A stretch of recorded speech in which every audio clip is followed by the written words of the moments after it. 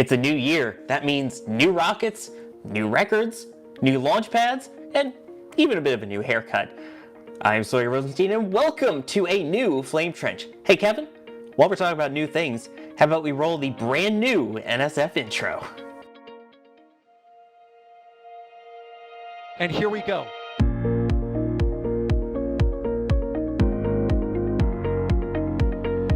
There's the W. Here's ignition. Doubling up. Did it just do a curble? Back to the moon and beyond. Put that in the big bag, Jingle. Back at home, we all have a lot of work to do, but from here, that sure looks like a perfect flow. Propulsion continues to be normal. We did have an observation. Equalize. 343 unfolds to go. It's orange. Water towers can fly!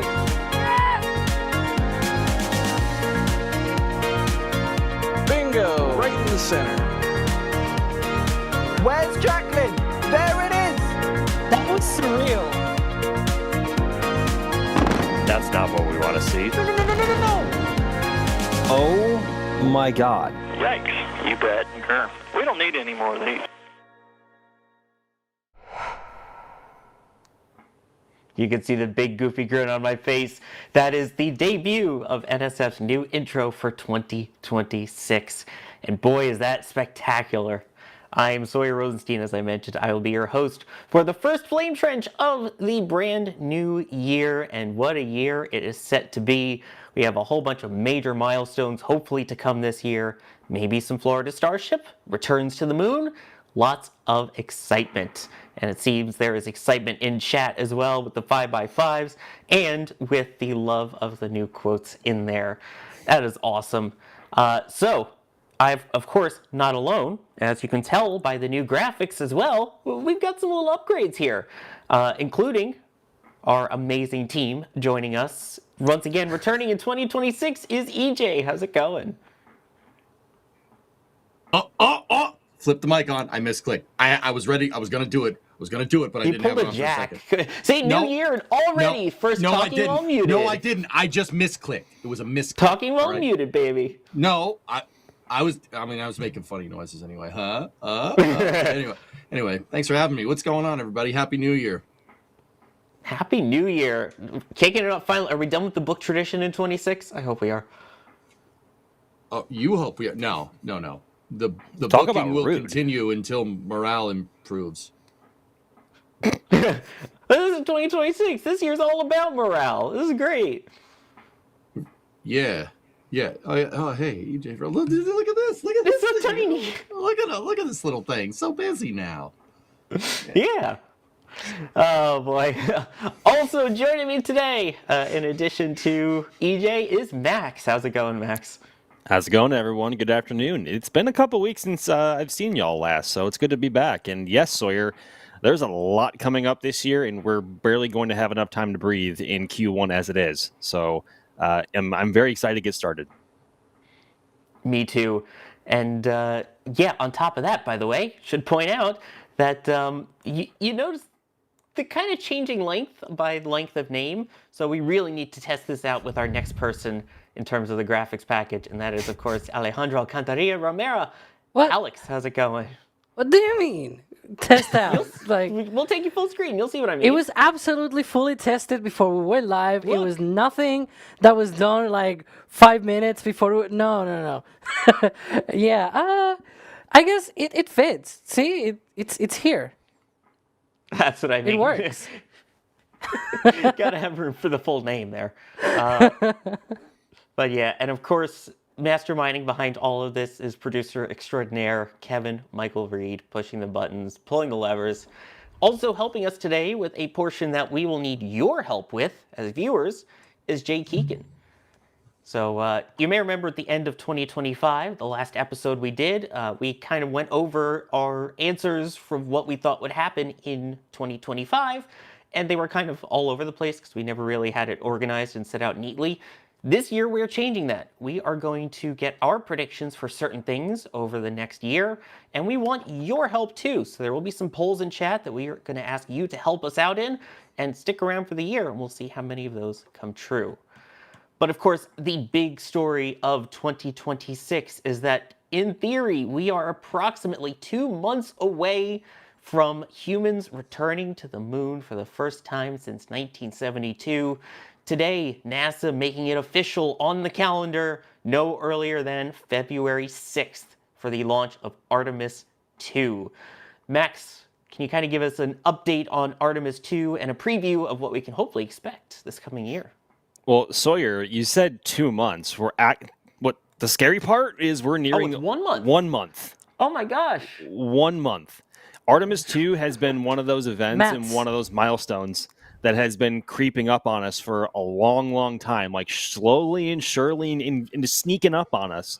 And here we are, theoretically, about 1 month away, now officially, from the newly released window opening on February 6th of this year. So SLS is basically ready inside of the vehicle assembly building. If all work platforms haven't been pulled back from it already, they will be very soon. In one of the more recent photos, most of them have been retracted, which is great to see, which means we can actually see the rocket as a whole. With, of course, the Orion spacecraft integrity on top of it, which will carry its crew of 4 in Reed Wiseman, Victor Glover, Christina Koch, and, of course, Jeremy Hansen with the Canadian Space Agency. It's coming, folks. Like, our return to the moon after 53 years is almost here. Theoretically, it's almost here. I remember everyone probably has a bad taste in their mouth with how the Artemis I campaign went, with how delayed it was over a number of times. It was supposed to launch in August and didn't end up launching until November, and went through two hurricanes in the meantime. But we are in the better part of the year for weather on that front, so that's good. The next big milestone is getting the vehicle rolled out of High Bay 3 inside of the vehicle assembly building and rolled out to Launch Complex 39B for its wet dress rehearsal, which is what I am banking. I'm not going to confidently say when I think it'll launch until we have a good wet dress down. We all saw how Artemis 1's wet dress rehearsal campaign went. It took 3 attempts over, I think it was a couple of months. There was just some very unhappy hardware on board. But brand new vehicle, brand new mobile launcher. Now Mobile Launcher 1, which is what it is sitting on now, is proven. It is now supporting a brand new vehicle. Yeah, it's almost here, guys. I'm really excited about it. And we're honestly feeling a lot of pressure here now in Florida because, it's entirely crept up on us. And now NASA making it official that the first launch date is February 6th. So eager to hear what you guys have to say in terms of predictions for the year and how it'll go. Trying to hold mine back as much as possible until we get to that point because there is a lot to talk about. But the most recent milestone that they were able to check off was the countdown demonstration test, which is where the crew of 4, as we have seen it numerous times now, walked out of crew quarters near the Neil Armstrong Processing and Checkout Facility, or crew quarters, I think I already said that, and went over to High Bay 3, which is where SLS currently is, for a full, literal countdown demonstration test, going down all the way to terminal count to simulate all systems on board and make sure that the vehicle is happy and healthy. And as far as we can tell, it is. So rollout should be next, hopefully in the next couple of weeks, if all goes well, or stays going well, I guess, on that front. Yeah, and I'm with you. I know we were hinting at this a bit during the pre-show, but I think the biggest thing for this one isn't so much the crew readiness, isn't so much, capsule readiness. They've got that hardware kind of nailed down. For me, the big thing is the big giant orange rocket it's all attached to, because this is only its second ever flight. And as you pointed out, the first flight left some bad tastes in our mouth, which is probably from all of the leaking hydrogen. That's probably what that bad taste was. Hydrogen is tricky to work with. It was a pain in the butt to work with during shuttle, and when you're still using shuttle-derived hardware, you still have a shuttle-derived problem. Still bringing that back. I really think that wet dress is going to be the make or break for when they launch this. I know there's still the concerns that have been brought up by many people about, Orion's heat shield and all of that. Also the fact that this is the first time that the ECLSS, the Environmental Control Life Support Systems, are actually being tested out. Because Artemis 1 didn't really need those, so it didn't really have the full, kind of system on board to test the oxygen and breathing and all that kind of stuff. So Yep. those are the parts that are a little on the nervous side, but in terms of the launch portion, I really just think we need to get through that wet dress, and that's when we can get a set date. Yeah, I'm on the same boat as you, Sawyer. That is going to dictate whether or not we are going to go sooner rather than later. And NASA has already stated that the Artemis II launch campaign is launching no later than April of this year, which is obviously in Q2, at the very beginning of Q2. So, yeah, we'll have to wait and see. We all saw how Artemis I's campaign went, and also not to mention the launch campaign as well, with its plethora of delays, with of course, as you already mentioned, Sawyer, with the hydrogen leaking and everything else that came along with it. But the vehicle is now proven. Orion still has a bit left to do in terms of actually flying, of course, with the Eclipse, because it didn't have it on the first flight. So it'll be nerve-wracking, I think, to say the least, on a lot of fronts. But I think in terms of the actual vehicle readiness and launch success, I'm not nervous about that. I'm very confident that SLS will work as it very well should, and it needs to in the first place. They cannot afford to have any issues with it. But just going through some of the photos that you were currently seeing on your screen, these were some of the ones that I had taken during the crew walkout opportunity that some media had. When they walked out just before Christmas, when that countdown demonstration test was conducted, all in their big bright orange suits, making that their glorious return, which do have to say they look wonderful. Matches the rocket very, very well.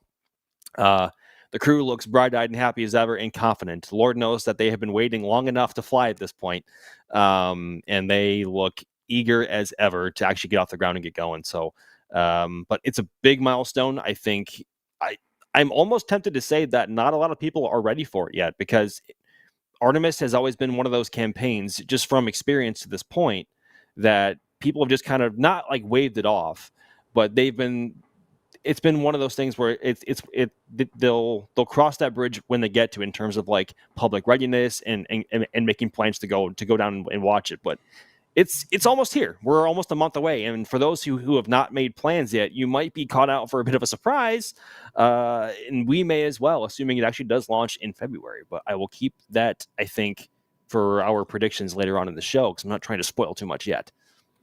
Yeah, but if you are planning to go down, I was talking with someone today. Hotels in the area are about $900 a night now for around that time period. So, Or there's no even. Yeah, if you want to get a hotel that's even kind of close, maybe a little too late for that. What were you going to say, Alex? Yeah, I was going to say, because I was one of the ones that I was actually looking for going to Artemis II. You know, being from Europe, it's not every day that you can really go to see a launch, right? And also the fact that, well, it's SLS. You never know how many flights it's got in it, right? Yep. And it's the first one with crew. So I was like, oh, well, I'll see what I can do.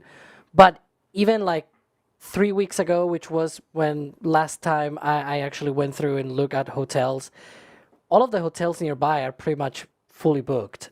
If anything, there's just like a few places that are not that great, that might be with a few rooms and whatnot. But still, as you said, Sawyer, like they are very expensive. So yeah, as having already gone through that work of, you know, looking everything, I canceled the plan of going there for Artemis II. I'll cross my fingers for Artemis III if everything goes a little bit better in terms of schedule. But yeah. Yeah. I don't know if you can technically call it price gouging. I think it's meant to be supply and demand. The demand is up and the supply is dwindling. So, but yeah, it's one of those. Normally for a launch, you can, you know, snag a room a couple days before. Something for like for New Glenn, you could get maybe a week before. But yeah, not for Artemis. But one thing I think that's worth noting is with the last time, if they went for an attempt and it didn't go, we were talking a multiple day delay. But Alex, you were mentioning now they have the ability to do that 24-hour turnaround with an SLS attempt. Well, as long as they figure out what occurred, right, to prompt the scrub and things like that, it could be something simple as, you know, the weather is bad, so you try again, the next day. That's a possibility for this one. In fact, they have the ability to do multiple recycles. Not all of them are 24 hours. Some of them might be 48 or even 72 hours. But before, on Artemis 1, they have these launch periods, right? Because the phases of the moon, the place where it is, and whatnot, the different launch times are only available for like a week or so every 28 days, or every 4 weeks, essentially. So every 4 weeks, you've got 1 week where you can go to the moon and still meet all of the objectives for the mission and whatnot. And so within that week, now, instead of what we had with Artemis 1, where maybe they could do 3 attempts at most, with Artemis 2, because they have certain things, like, for example, an extra liquid hydrogen tank out there at LC-39B. So they have that, for example. They are able to recycle a little bit more quicker and have another extra opportunity. So at least 4 opportunities might be available. Depending on how long the window itself is, it might even fit a 5th. But yeah, so they have more opportunities. But as I said, it all depends on whether, the thing that actually caused the scrub is something that they can deal with very quickly and therefore recycle in the amount of time that, they are able to do that recycle. Like if it's 24 hours that they can do that turnaround, which I believe the first one in particular. So if they go for the first attempt, right, and then they scrub, they can do a 24-hour.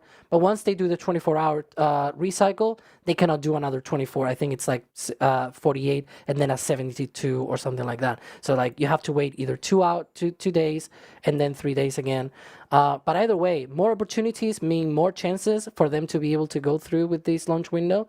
And if not, there are more launch windows. And now with Artemis II, they also have access to the flight termination system as well, which was one of the problems on Artemis 1, where they had to ask the Eastern Range for basically a waiver to be able to extend the life of that flight termination system on SLS to be able to launch again in the next period. Unfortunately, they were not able to launch anyways, so they rolled back. There was also bad weather as well. There was a hurricane going through Florida at the time during October of that year. It rolled out finally in November, and we had that launch of Artemis 1 all the way back in November 2022. It's already been 3 years. Time flies. Jeez. Time flies and Artemis doesn't. Anyway. Wow. Harsh, dude. Jeez. It's been, 4 years? Or 3.5 years since the last and only Artemis launch? Just saying. Yeah. All right. So, as I mentioned, we are going to be asking for your help through all of this. Besides tagging us with questions at NSF or at NASASpaceflight, which you can do, and I forgot to mention because, boy, am I rusty. It's been since December 19th since we've done one of these. But on top of that, we have some questions that we'll be asking to you that we'll also be discussing here and putting in our official votes for. So, I believe we have one of them here for Artemis in 2026. And this involves the landers for the next Artemis mission, the first one to actually land on the moon, Artemis III. Will NASA change landers for Artemis III this year in 2026? Not saying that it'll land this year, but in sometime this year, will they change the lander for that Artemis III mission? Choices are no, they will stick with Starship even with the delays. No, they'll stick with Starship, but the plans will be accelerated to beat China. Yes, and they'll choose Blue Origin, or yes, and they'll choose someone else other than Blue and SpaceX. So I believe all of us have the ability to answer the poll, and chat will be able to do the same as well. I think so. Once we start the timer, I believe we will have... timer. All right. We will have 30 seconds for us to answer, and then chat, I believe, will have a poll and everything going for that. So... Jay is running the poll section here. There we go. So, going off of this. There you go. You have one in All chat. right. We have ours. Do we get points for answering first? This Can I is use not my with Ask an points. Alex? Stop it, EJ. I want to use my Ask an Alex. Yeah, I'd like to phone a friend. Should I rotate and everything? I even wear the same jacket today with the Falconologist thing. I rotate, ting, ting, ting, ting, ting. Whatever. I don't remember Just, start the spinning song. around the screen. All right. Timer's up. So let's see what all of us here on Flame Trench said, and then we'll see what the poll is looking like in chat as well. Because I know chat is a couple seconds behind us here. Ooh. So there we go. It looks like for no, they will stick with Starship even with the delays, is myself, and I believe that's Max. And then Alex and EJ say no, they'll stick with Starship, but the plans will be accelerated to beat Interesting. China. Okay. EJ, I want to hear your thoughts on this. We haven't heard much from you yet. Why do you think they're going to accelerate it to beat China? China. That's why. Does that make sense? I mean, no, we have okay. All right. The president rolled out a new space policy last month, guys. In the last year. Well, last year I could say last year, right? That counts, right? The president rolled out a new space policy, and that policy emphasizes urgency. It's the first time NASA in a long time has had concrete, deadlines to get to. You are going to land in 2028. You're going to land, you're going to build a moon base, and it's going to be nuclear powered. Go do it. I think that timelines are the real key to NASA's urgency. If you look at times where NASA has proverbially, has done things fast, they've had dates. And they've had a primary stakeholder expectation that is dependent on time. The Apollo program is a great example of this. We choose to go to the moon in this decade and do the other things. It's a great speech. You should watch that speech. It gets me fired up, man. It just makes me want to yell, shake and bake. Shake and bake! It's Makes great, me want to watch Rice play football, yeah. Yeah, I mean, not me. why does Rice play Texas? No, It looks like the chat agreed with us, EJ. Yeah, I think that with the president's new space policy that we're definitely going to see a somewhat accelerated timeline. And I think SpaceX is up to the challenge. Not that Blue wouldn't be up to the challenge either. I think Blue's licking their chops for some contracts here, so I don't think that they wouldn't. They're working hard. Yeah. Yeah, exactly. They got a bunch of irons in the fire.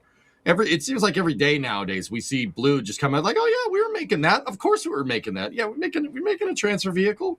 Here's the sun shield. Yeah, of course. Why wouldn't we be making that? Oh yeah, we took Tory Bruno. Yeah, he's the head of the National Security Group. Of course we have that. Why wouldn't we have that? It's like, okay. Yeah, I realized we didn't talk about Tory Bruno going to Blue Origin. Yeah, right. We talked about him leaving ULA, but that was segment. Yeah. Anyways, that's the next segment. So my reasoning behind this. So by the way, I did the questions. Hi. So I already knew what I was gonna answer. But yeah, the reason why we're doing this question, by the way, if people are confused, like, oh, we're talking about Artemis II, what would 2026? That's Artemis II only. Artemis III is in the future. But this year might be the year that NASA changes its mind and they're like, we're going to change now landers or something like that. We already saw in October and November that they were sort of toying with that idea and, trying to accelerate timelines and whatnot. We saw also in December, as you said, EJ, the president released this executive order or whatever it was. I don't remember exactly that, what exactly it was, but it was something that he released. And it was all about, beating China and accelerating timelines and whatever. China. So it is one of the possibilities that after Artemis II, later in the year, first of all, we're going to start seeing hardware for Artemis III arriving to the VAB because the core stage is supposed, in quotes, supposed here, okay? It's supposed to go to the VAB from Michoud this year, right? At some point in the year. And it's going to get readied, it's going to get its engines and everything. And so all of that will be prepared over this year. And of course, we're going to be keeping an eye very closely to the developments of the lander. So hence this question. To put it in short, I just think that's, they're going to stick with Starship and they're just going to be like, SpaceX, find another way to do the things that you need to do faster, safer, without compromising safety and whatever. But, find a way. Just do it. Faster, better, do it. Harder, stronger. Anyway, Shall I do it again? Do it. Yes, I love that. Jared will be like, do it faster. Come on. So here's my question then to both of you who said accelerated timeline. What do you define as accelerated? What would you consider being sped up as opposed to the current date, which I believe what currently is 2028?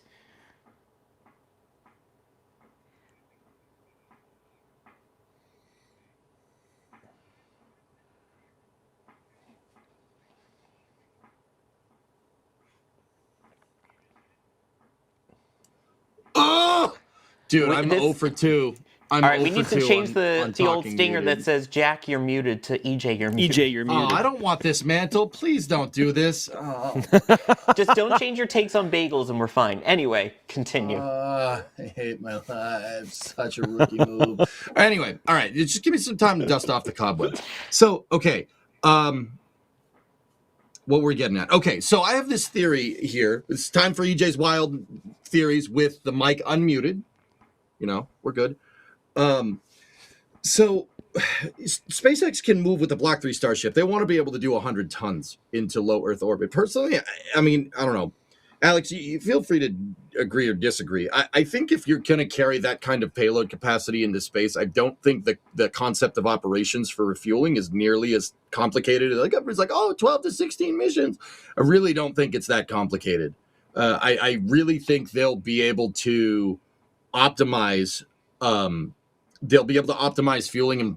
operations, especially with that higher payload capacity. You know, if you can pull 100 tons of extra fuel and oxidizer into space, no, I mean, I don't think they'll be able to do it every time, but even you know, that's a pretty big increase in propellants. Like with that 100-ton payload capacity, you could do whatever. I mean, I did the math out once. If we remade a LEM, like just, and not that SpaceX would do this. This is an entirely conditional hypothetical here. Like if we remade the LEM from the Apollo missions, it's about 16 tons. Yeah. And you put that in Starship's payload bay. The reason I'm telling you this is just kind of an idea of what 100 tons to LEO actually means, right? LEO being low Earth orbit for the uninitiated. Don't worry. If you want to learn the terminology, you'll get addicted to space. And if you you'll write end it up on an like NSF us. article, you need to do low dash Earth orbit. Yeah, Anyways, exactly. Right? So, all right. The style guide. If you have a LEM inside of Starship's payload bay, and Starship can move 100 tons into low Earth orbit, that is enough to get us to no refueling. You have the LEM inside, you launch it, and it can go directly to the moon. The Starship can, you know, provided boil off is figured out, Starship could circularize in low lunar. The LEM could go down, do its thing, ascent module comes back up, redock with Starship, ditch the ascent module, and then come back on a tank of gas. No refueling required. That's a little bit of perspective here for what 100 tons to LEO actually means. So I think that, you know, people are doing the math out, taking into account, like, you know, you're going to need 16 flights to refuel with your concept of operations, or what's called ConOps. I think SpaceX will optimize this over time. They'll optimize it over time, and on this accelerated schedule, I mean, you're going to need more iteration, which means you need to fly more and not have your boosters blow up on the test stand. That'd probably be a good idea. To be able to optimize their concept of operations around less refueling in LEO. I got a snicker there. Nice. And go from there. So like just some food for thought. I think they'll be able to shorten up their timelines with optimization over time. Alex, what do you think? Well, so my thinking about accelerations go a little bit more on the ground side of things, right? As you were mentioning, they need to launch a lot, right? Not just for the refuelings, but also for development, right? That's the way that Starship is working right now, where it's like you launch, you failed, you launch again like a few weeks later, et cetera, et cetera. Now, if you keep failing, that's obviously not the greatest way to go. You have to improve at some point, right? Like you fail, but the next time that you fail, it's not for the same thing, it's some other thing, and you have gone even further than before, et cetera, et cetera. But one way that they can launch more is to have more launch pads. And yes, they do have now permissions for doing certain things at Slick 37, for example, now to be able to do those 2 launch pads. Like this render over here of HLS, on the URL, it literally says 37, Slick 37 at the Cape Canaveral Space Force Station. So this is actually from that pad. So if they could launch more, if they could have a bit more of a easier access to paperwork being finished earlier, for example, to have launch pads available, perhaps even to the point of like, actual federal money support to be able to invest on the ground infrastructure. I don't think that that'll be the case though, but that could be even one possibility that NASA might even have at their disposal if they wanted to give a bit of a helping hand to the Starship HLS contract, right?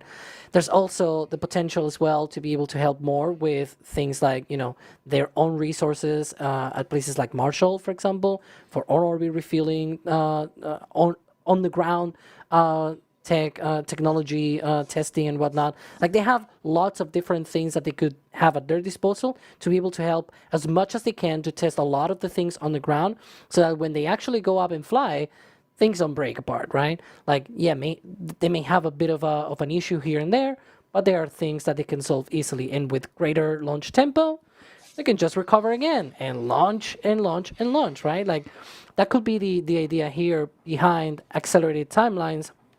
Also condensing some of the plans, a few months ago we were talking about how SpaceX was hinting at them doing, like, instead of 2 separate missions, it will be one mission after the other, all using the same vehicles. In this case, doing the long duration on-orbit demonstration, which is supposed to be also this year, by the way. We'll talk about that later in the show, because there's a Starship section as well. And then you've got also as well the on-orbit ship-to-ship demonstration for transferring fuels. So they're going to be doing the same thing. They're just going to keep the same ship up there in orbit for a long time and then do the docking and everything. So like that's a way to condense missions, not having to launch as many times. But if you can launch more times, that kind of helps you. And that's the way that they're developing Starship, right? So I think that could be a way, making it easier for them to be able to launch. Also to manufacture. Let's not forget that, partially the reason they don't have a Star Factory in Florida right now is because they are not approved right now to have a Star Factory. They have the Giga Bay construction right now, but they do not have the Star Factory, and they're still underway with all of the approvals and everything to expand a Roberts Road. So that's probably also a thing where they can, get a bit of a help, if you will. But whether one agrees with that kind of help or not, and that's corruption and whatever, there's many debates about that, of course, from many sides of many things. But that will be an idea that make things easier. And with that, Alex, answer is now the year 2027. Happy New Year, everybody. How was 2026? It was a blur, man, I'll tell you. Did we get our predictions right? But so, Max, I don't know of your thoughts on it. My thought behind my vote is the fact that you can try and push and accelerate timelines as much as you want, but you are still entirely reliant upon the vehicle being ready. And that's something you don't want to rush, especially when we're talking about human lives, especially when we're talking about getting people safely on the surface of the moon with what is still a very experimental vehicle. So my thought process is, sure, you can push as hard as you want, but the vehicle's going to dictate, here's how fast you can go. So I think they're going as fast as they can already, and I think 2028, or what the current time frame is still a safe bet. Max, I don't know your reason behind your vote, if it was similar. Yes, but it's also an expansion on that, in that you are also dependent on who is actually ready and what hardware is actually ready, what companies are actually ready to either build or support further hardware. And from what we can see, Blue Origin still has yet to actually prove their upcoming subscale spacecraft or lunar lander that should be launching here in maybe 2 or 3 months, depending on vehicle readiness. That even itself has to be proven, but knowing how Blue operates, launching once, I think there's a pretty high confidence that it's going to work, especially with how much time that they have invested into it. After they landed the booster, after Flight 2, they went on a full frenzy, releasing all these images and showcasing all of this brand new technology that they've been keeping behind closed doors for so long, and it was so refreshing to see. But they still have to demonstrate that subscale lander, and which they very easily could, very, very quickly as well, like faster than I think maybe most people are ready for. And on the other hand, this year is also incredibly important for Starship, whereas I don't want to call last year a lost year, but based on the setbacks that they had between Flight 7 and 9, they are not where they want to be at the moment, and that they still have not been able to fully demonstrate the Starship upper stage, getting to orbit and bringing it back, which is a key part in the HLS program. So it really depends. My vote is really, it all depends on whether or not the hardware is actually ready and the companies behind the hardware actually being ready or not. So Blue and SpaceX could be, in theory. We can only see so much on the outside. I think it's more than safe to assume that both companies have a ton cooking behind closed doors that we cannot see, and I'm sure SpaceX is like chomping at the bit to show anybody, or maybe not. But they have. I would love to see where they are actually at with HLS progress beyond the renders that they have shown us, both interior and also on the launch pad that we also recently saw from Slick 37. See, I don't understand how you can be so sure. Like, oh, it depends on if they get all this stuff done, but they're probably getting stuff done behind closed doors. Like, what does that mean? What do you mean? You can't have it both ways. This ain't Burger King. Are you sure? I mean, it's just it's going off of the fact that we hadn't, just using Blue as an example in the lander, we hadn't seen the amount of progress that we did with the subscale lander until they had actually shown us, and it's like and before that point, we couldn't really say if it was ready or not. And then they show us, and it's like, oh yeah, it was ready.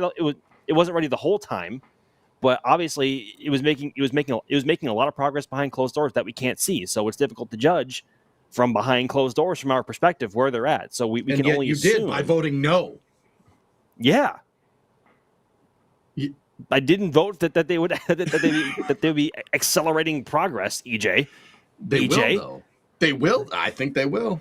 I think that'll depend on the progress that China itself actually makes. That being said, the goal of 2030 that they have said is probably conservative, and you will probably end up being correct in this scenario. I'm just trying to be conservative here. But accelerated timelines make me itch. And that is from what we have seen in prior missions, both cough, cough, Challenger, cough, cough, Columbia, and Oversight. When there's people involved, what? Go ahead. You're saying that Go Fever could be an issue if we accelerate the timelines to 2028? Could be. Hey, what did we start this stream with? What information? What's launching at February 6th? Artemis II, EJ. Launching no earlier than February 6th of 2026. Huh. All right. Okay. But just trying to be conservative. Again, like you were saying, they lost a lot of time in 2025. I agree with that. Because also, Max, welcome to the new intro. Ship 36 also was a thing in 2025. Yes. So even when we were finally getting ready to move on past the terribleness of Block 2 and onto Block 3, cool, let's check out the new ship. Oh, about that. Yeah. Again, I'd rather that happen now. I'd rather it happen this early in the development where they can still make changes. I'd rather it happen at this point where they're not even close to putting humans on it and that it's not a risk to life. I'm okay with it happening now, but there has to be a pivotal point where it goes from iterative learning to, iterative design on something that's functioning. Like going from Falcon 9, Block 3 full thrust, or Block 4 full thrust to Block 5, as opposed to this case where it feels like we're going from Falcon 1 to Falcon 9 still. So it's just my thought on it. And that's why I still think that as much as they want to accelerate it, they are setting themselves back, and I'd rather them stop and take a little bit longer to make sure that things go safe. Yes and no on that front. I think when the time comes and SpaceX really needs to prove what they are capable of doing, as we say, showing the Blue Origin lander, SpaceX really needs to be able to deliver on what they aimed to do last year in order to have any hope of making the 2028 deadline or landing target currently with Artemis III.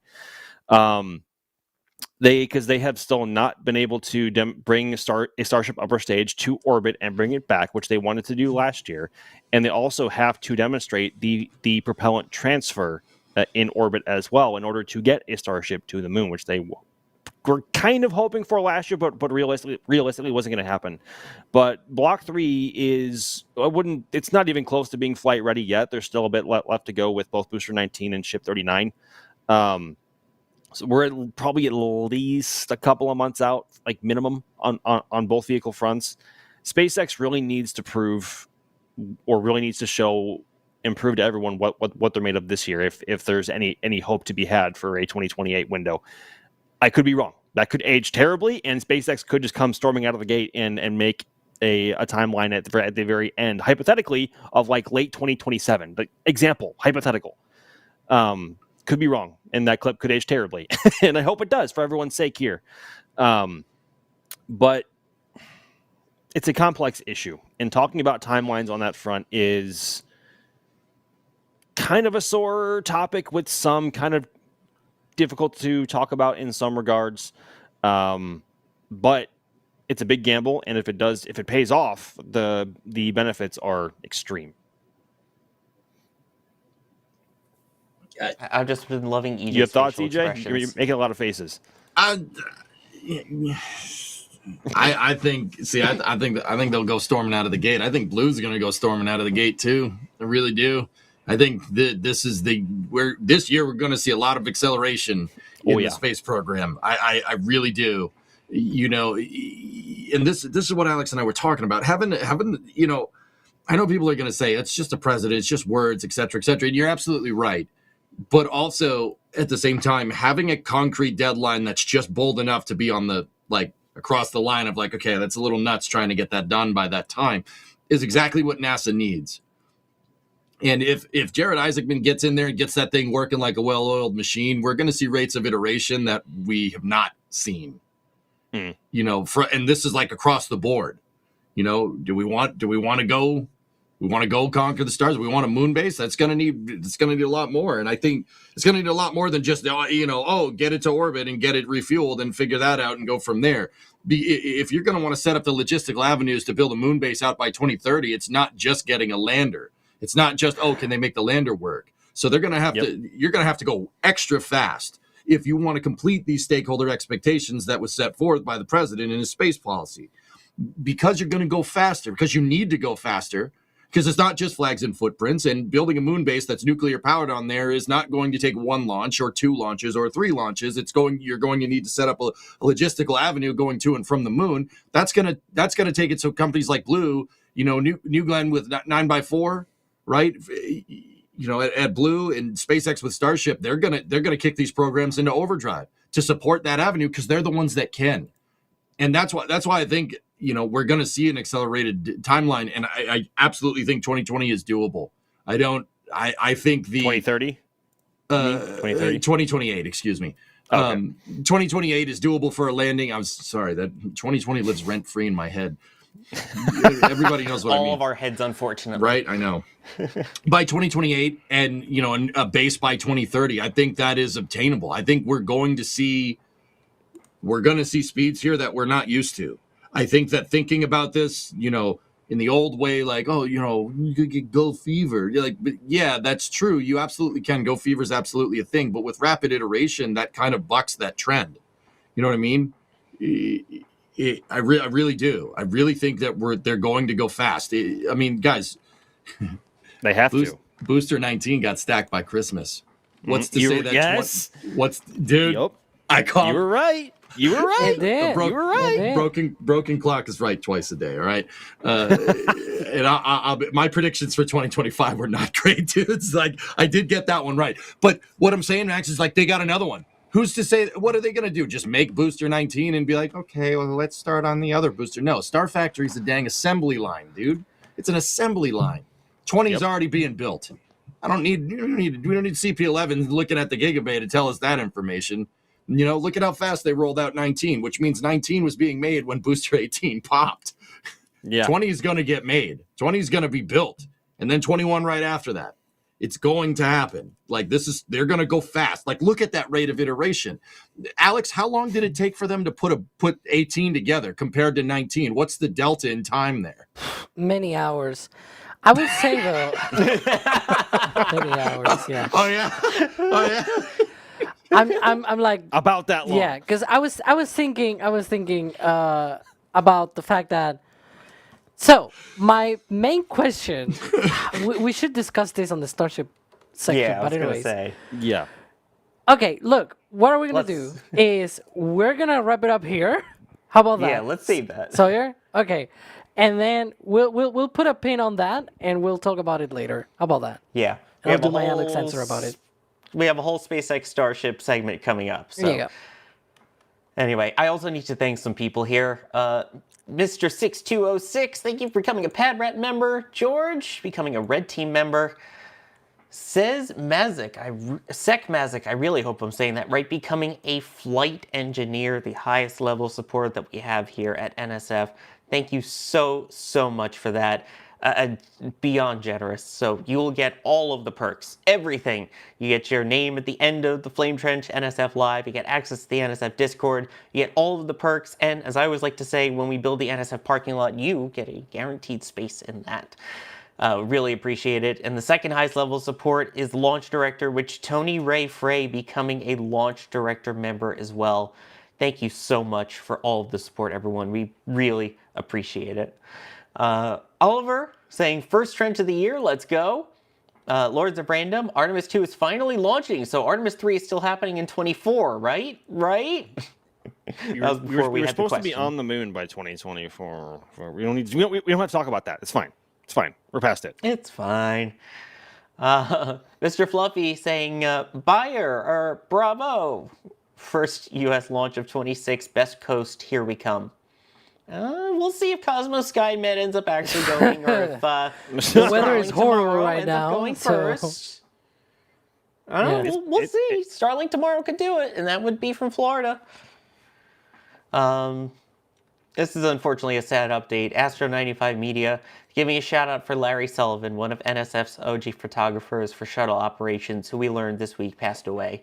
He covered mission STS-129 through STS-135, as well as retirement ops. Godspeed, Larry. Yes, Godspeed to Larry and to Larry's family and everything. Thank you. Thank you for all you did for NSF, too. Shazbert saying Happy New Year to all. Let's go. SLS. John be gifting a Red Team membership. All four gifting a Red Team membership as well.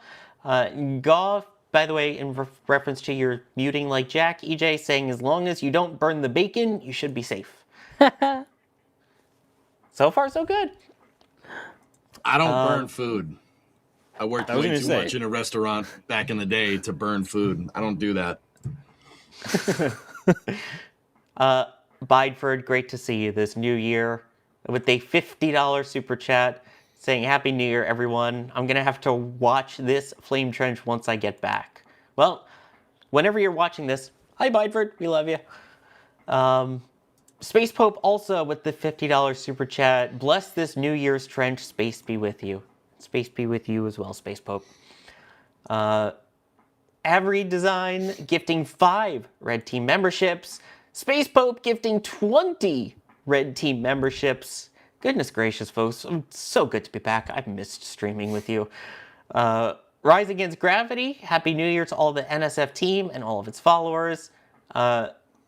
Ryan saying love the show. Thank you. We love doing this. This is one of my favorites. And Bob Fillmore gifting 10 Red Team memberships. Thank you so much, everybody, for all of the support. We've missed you. We really have. And yes, we spent all that time on one topic, so let's keep going here. Because we have a couple of companies that we want to talk about here for 2026 in the United States. And let's start off with Blue Origin to begin with here, because last year we finally saw New Glenn debut, and not only did we see it once, but twice. We saw the first successful launch at the beginning of the year, And then in November, we had the second successful launch, completely successful, including the successful landing. And as you heard in the new intro, where's Jacqueline? There it is. EJ, you now know the exact order of how that was said, right? No, I don't actually. Oh my god. No, apparently I don't. Just saying, not bitter. No, no one's bitter about that. Oh, None of man. you in the comments on that video were bitter at all about how that ended. Thanks for having my back, Chad. Appreciate it, boys. But anyway, so it's going to be interesting to see the cadence here for Blue Origin in 2026. Now that we've seen 2 successful flights, they have some deadlines they have to meet, in particular with Amazon Leo. Sorry, Kuiper's new name. You know how I still feel about that. They have a lot. They have to have half of their constellation up by July of this year. I think it's safe to say that may not happen, but it'll be interesting to see how many they can get to and how many of those will end up launching on New Glenn, because they also have contracts with Ariane 6 as well. They've got a lot of work to do. I don't know. Do you guys think that they're even going to be able to launch all of those LEO satellites, and what this means for Blue's launch future this year? Who wants to take that first? Sorry, repeat it 1 second. I had to do something in the background. Not all at once. Yeah. I'll take it. I gotta know. You gotta tell me. Sorry. Blue, do we think that they're actually going to be able to reach anywhere near that goal of half the constellation by July? How far do you think they're going to get? And how much of that are we going to see as a lead up to a pickup in cadence of New Glenn? They'll scale. Blue's gonna get. They're gonna get more than 2 flights this year. That's absolutely happening. No. Hey.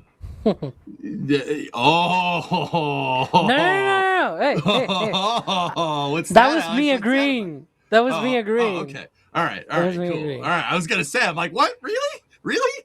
You should know this. I don't know if they're gonna get that whole constellation, but guys, everyone's like, oh my god, they're gonna miss their deadline. As if they're not going to just file like an extension for it, like as if that's not going to happen. Of course that's going to happen.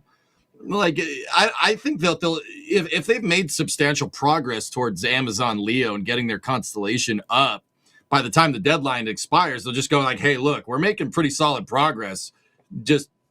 I'm pretty sure they'll get an extension from the FCC, and they'll be like, yeah, okay, cool.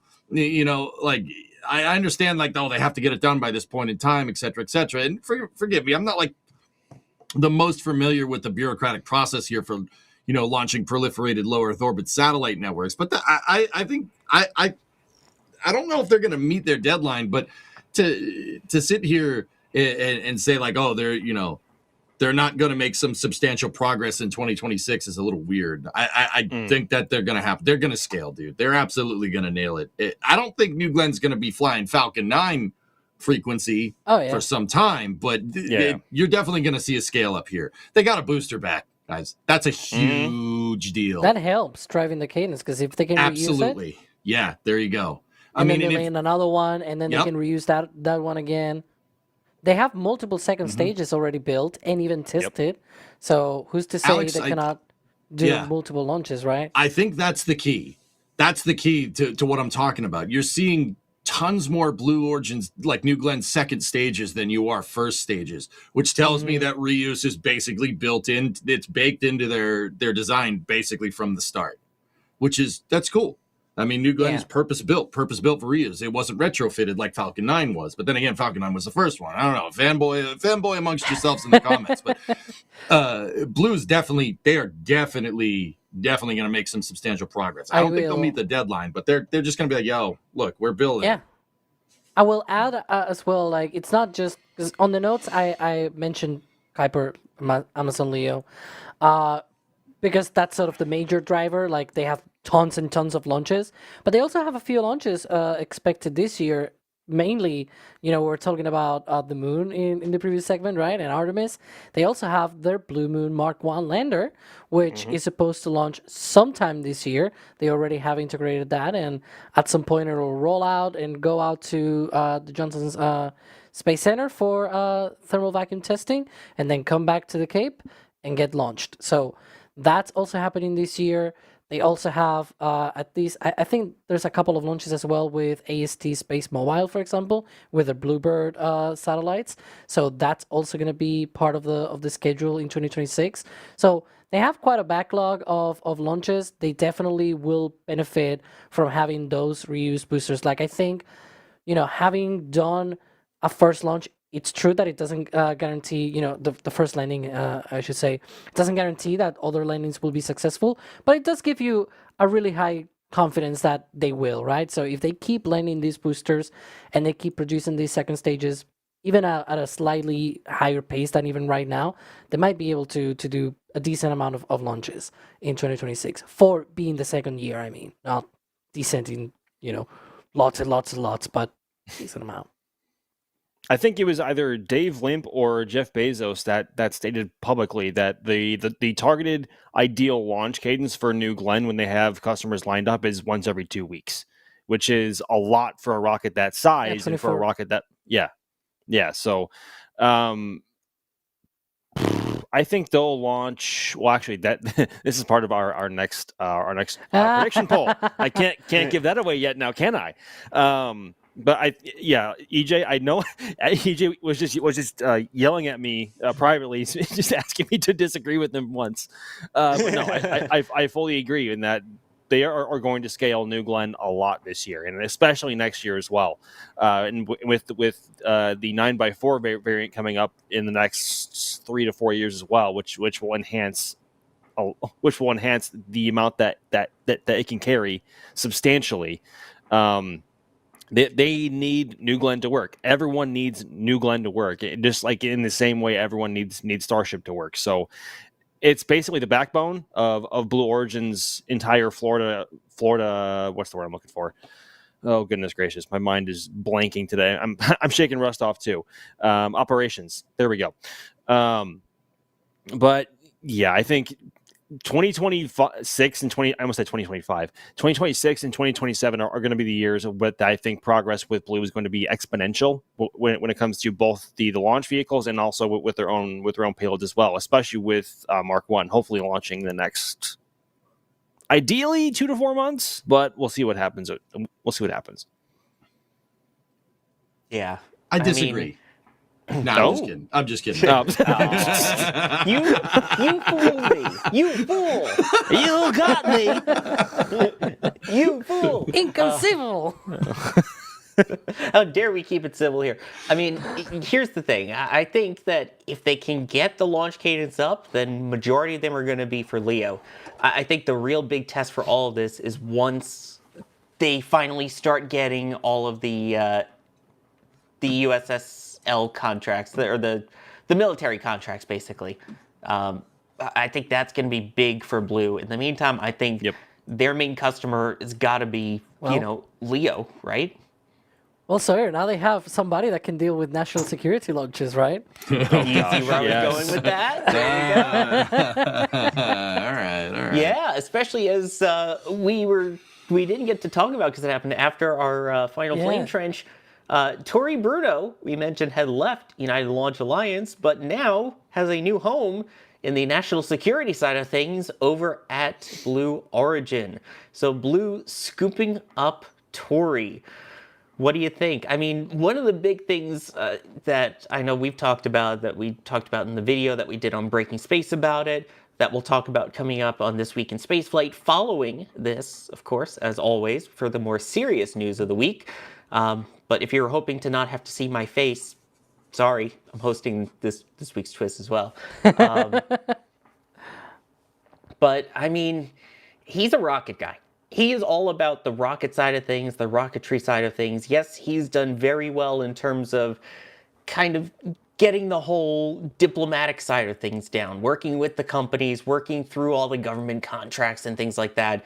But his heart's always been in the rocket design and the rocket launching side of things. So I don't know, do you think that means we'll finally see an increase of launches on Blue potentially with these national security payloads? Probably not in 2026. I think the first ones are a little bit later, right? But Well, it may add, like, I think SpaceX did like 6, maybe 8 of these. Actually, I think it's been more than 10 now that I'm thinking about it. Because between Starship, the SDAs, yeah, I think it's approaching 10 this year. Last year now, 2025. So, like, if you added 10 launches to New Glenn's manifest on a random year, even with one launch every 2 weeks sort of thing, Right. that's 24 launches a year, right? That's almost half of the launches for a year manifest. So, yeah, I mean, in the definitely not in 2026, but I will say in the future, like in subsequent years, it may add a decent amount of launches, yeah. I mean, There it you seems like with all of this new role, yeah, a lot of it's going to start to take place in 27 and we'll really see things ramp up in 28. But I feel like this sets them up for getting those military contracts. Because again, right now, most of them are with ULA. Obviously, he has his connections since he was the CEO at ULA for 12 years, bringing those connections over to Blue. What does that mean? Do you think we'll see a lot more of these Blue contracts? Do you think maybe there are ones that would have originally gone to ULA that will now go to Blue? Or is that maybe a kind of pull away from ULA? Is a kind of sticking their nose up in a way to his past employer? No. I mean, Tori is a really good salesman. He obviously knows his stuff, and he is incredibly passionate about it as well. He's one of the smartest characters in the entire industry. But one of the comments that kind of put me off a little bit was when he said he left ULA on a solid path to reusability when he departed. And on that front, that is the smart reuse program, which ULA wants to implement with Vulcan, with being able to separate the BE4 engines off the bottom, or the whole engine section from the bottom of the Vulcan core booster, and have that re-enter separately, and then reuse the engines in there, and therefore saving a whole bunch of costs on booster manufacturing. That was supposed to happen years ago, and to this point, we've only seen a subscale version of the heat shield that they would actually be using, and that itself was a sub payload on a separate mission. I can't remember which one it actually was off the top of my head. But is it too far-fetched to say that it kind of felt like Tori was jumping ship? Is that too far to say? Maybe EJ? I don't think he's jumping ship, Max. No. Okay. I think Blue wants to go after Golden Dome. They want to go for Golden Dome contracts. Yeah. And they probably poached him, if anything. That's just a guess. I don't know. Yeah, but by the way, Vaquero used those exact words, saying, I don't think Tori was pushed. I think he jumped ship. So obviously, you could see it there. Not the only one thinking about it. Well, that isn't where I stand officially. It's just an angle that I want to talk about, because ULA, they had a great year with Atlas. They launched Atlas 5 or 6 times last year, which was an incredible cadence for it as well. But Vulcan only launched once last year. Only launched once. And if New Glenn launches again before Vulcan, both vehicles would have flown the exact same number of times, despite Vulcan launching for the first time way back in the beginning of 2024.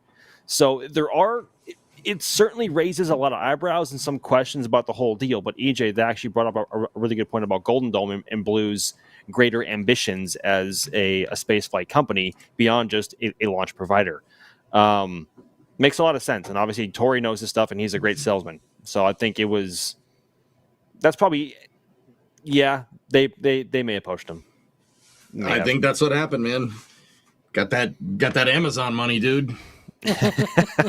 Sorry. You think he gets discounts? I think he has a very, very hooked up Prime account, yes. Can we show the tweet again? Because I want That's to what point you're out one asking, thing. dude. But yeah, there's like, I feel like we focused a lot on the first sentence and not on the second one. Like that, up to them now, it feels Yep. more like, not my problem. Not Like my monkeys, not my circus. yeah, right. Like it's like, yeah, I'm done with ULA. You know, whatever they want to do, they want to do. Like there's been a lot of behind the scenes talks and rumors and a lot of accounts from all people at ULA that very early on when he joined, ULA had many plans for Vulcan, etc., and one of them was actually making it reusable. And he was not against it, but Boeing and Lockheed Martin, which are the parent companies of ULA, were not too happy about that, right? Because it could become a competitor of certain other space launch systems, right? And so that's one of the things that makes me think that now that Vulcan is more or less, it's developed, it's launched. It may launch again, hopefully in the next few weeks. They're stacking a new one again. So we'll see. But it felt like one of the things that Max was saying. Yes, ULA had 6 launches last year, but only one of them was Vulcan. Everything else was just 4 Atlas for Amazon and 1 for Viasat, and that was pretty much it. And the only Vulcan that launched was a military Vulcan. Finally, Vulcan launching a military payload. And that was it. And it's like, where are the other payloads? Where, all of the other Vulcan launches that they wanted to do in 2025, where are they? Well, maybe now they have said, okay, now we figured out what happened. Now we're ready. Maybe 2026 is the year for Vulcan to ramp up? I hope it is. No idea. But maybe, Tori was like, okay, it's good. Bye. And jump ship. Like, that can also be the case, right? And so we'll see.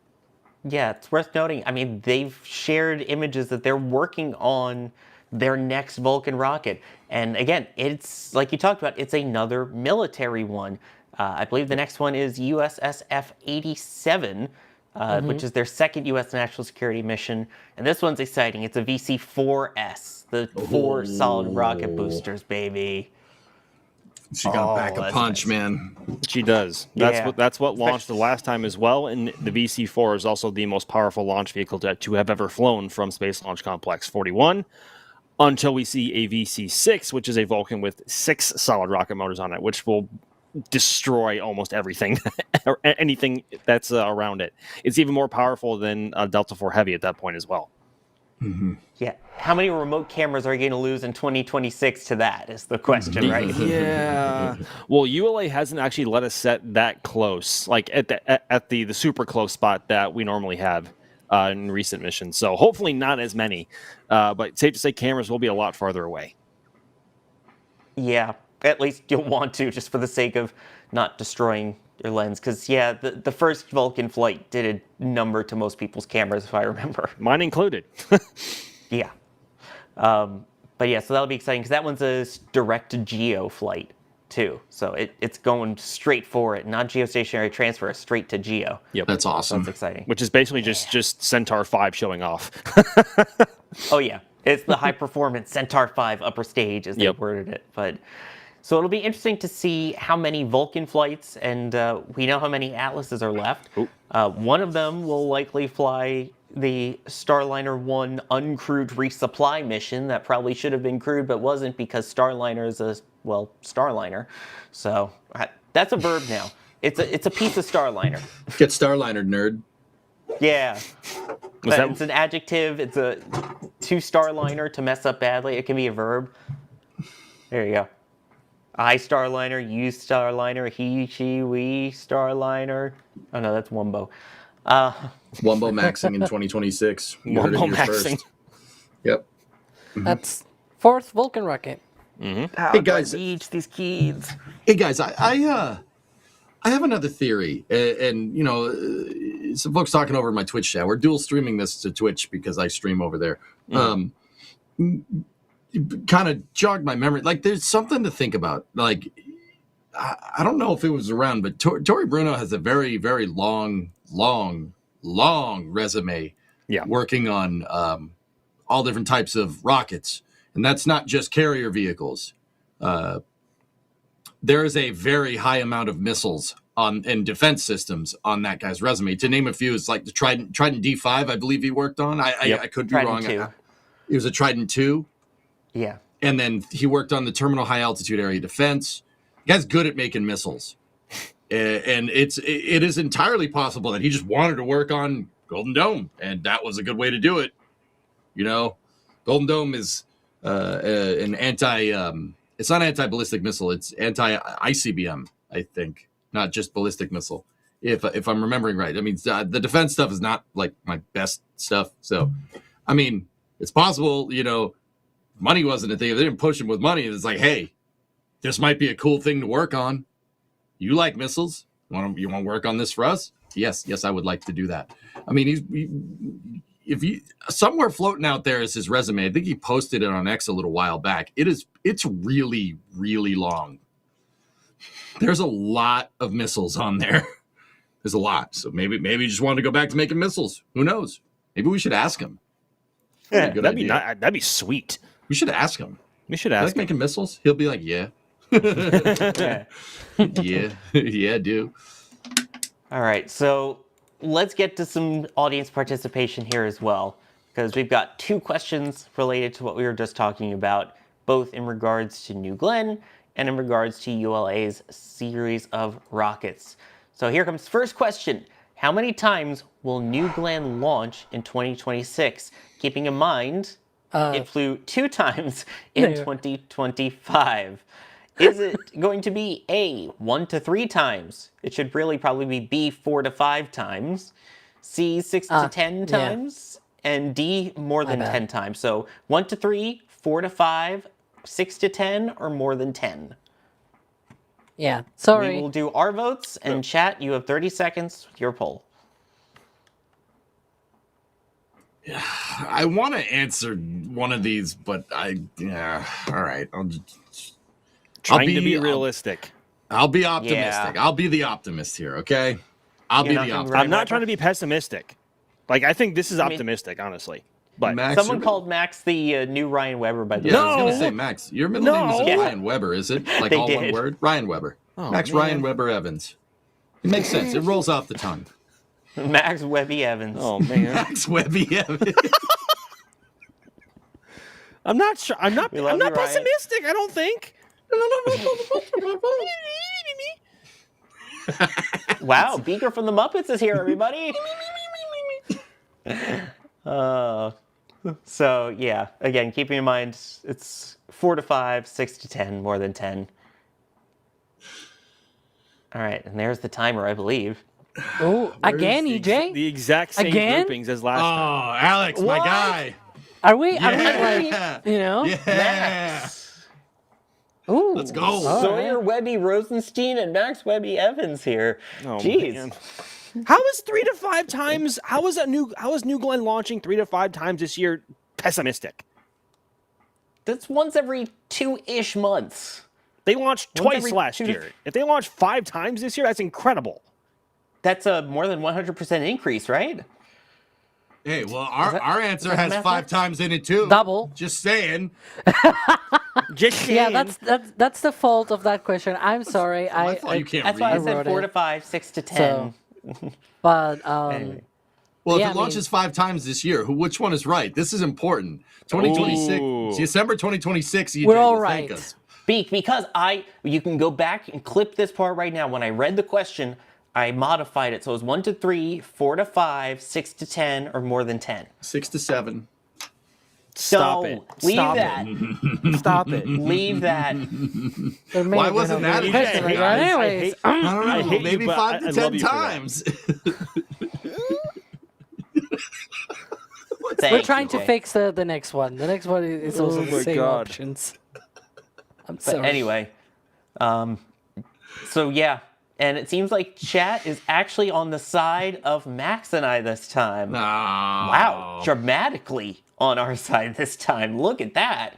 58% saying 4 to 5 times, 23% say 6 to 10 times, and 18% 1 to 3 times, and 1% thinks that it will launch more than 10 times next year. If New Glenn launches more than 10 times next year, I will literally eat a hat. Okay. You hey, put that on wait, the internet. Wait, that's our next company. We haven't gotten there yet. Hang on. Oh, oops, Okay, right. so let's do Oh, one there's thing. Tori's resume, by the way. Can on I LinkedIn. can I interject? Because I'm realizing there are a few other questions that I have the same error where I Yeah. repeat the. Okay, so going forward, okay, it is the last one. It is included. The last number is included, but not the first one. How about that? Yeah. All right. Yeah, that's what I said. It's There like, you go. This one, 4 to 5, 6 to 10, more than 10. Yeah. Yeah, got it. he's got a really long resume. Yeah, it's impressive. I mean, I think, again, they are still new to this. They're still learning. We don't know the condition yet of the booster that came back. Is it ready to fly? Is it ready to go on the next flight? Or are they going to need to refurbish it longer than they thought? We have no idea. If it's ready to fly next flight, great. Otherwise, they're going to have to wait for a whole new booster to finish being built, tested, and fly. Once they have more boosters in their fleet, that is when I think we'll see the 6 to 10 number come into play. But until then, with their fleet still being right now one that's flown, one that's at the bottom of the ocean, and another one that hasn't been totally finished and tested yet, I think that's why I went with the with B for that one. Has Blue said how many flights they expect each booster to conduct in its useful lifetime? 25. Alex, answer. What is it? 25? Yeah, Okay. Jeez. Wow. 25. Okay. that's at least their initial sort of target. Baseline They reuse. extend it. But it was how long for when SpaceX reused its booster? What was it, 10 months or was it less than that? Oh well, but that also had AMO 6 in between as well. Yeah. True. Okay, fair point. True. If anything, you can maybe compare it with Super Heavy's first reuse, which was I think like 4 or 5 months. I think it was. So Yep. yeah. Between Flight 7 and Flight 9, was it? For Yeah. that first booster, and then also again Booster 14. from and then Booster 15 flew on Flight 8 and then Flight 11. That was Yeah. a little bit longer, but only because well they had other things. Cough at Ship 36. Cough. Yeah. Oh Right. my God. But that's why I think even if it does take about that time, the 3 to 4 month time frame, they're going to want to launch in between then if they can. Yeah. And so that would mean building a whole other booster. And if they don't have another booster ready until 3 to 4 months from now when they can reuse it, you're already starting behind the train on it. So that's my thought process. Now, EJ looks the other puzzled. company, of course, that we mentioned there is ULA. And we have Vulcan in there. We still have some Atlas rockets left. So how many fixed. times will ULA launch in 2026? Keeping in mind they flew 5 Atlas launches and 1 Vulcan last year. Do we think it's going to be A, 1 to 3 times, B, 4 to 6 times, C, 7 to 10, or D, more than 10 flights? Of course, just like last time, there will be 30 seconds for us to answer. The poll will open up in chat as well, and we will make our predictions for the year. Alex, don't let me down. And there we go. Don't let me Wonderful. down. I know which one you're picking. Don't let me down, son. I know which one I want to pick. Let's see. Is it more realistic to go with the other one? Yeah, I am in the same camp, and I made the question like I. I knew already that, I'm going with my that I gut. was going to struggle with this I'm one. going with my gut. I know think- I've been thinking about these, but I still, now as we talk about it, I'm like, oh, that's a good point. I think all of us are going to be right in this one, or at least together. My gut tells me. I don't. No? Let's see. Okay. And we'll give chat a little bit of time because of the delay. And we'll see what the results end up being. Ooh. Ooh. Okay, well, EJ See, and I again, that's why but I didn't think we were, because I went to the oddball number. yeah, but we had Max on our team this time around. Look at that. Wait, what do you mean he's on the TV? He had 3 to 5 flights a second ago.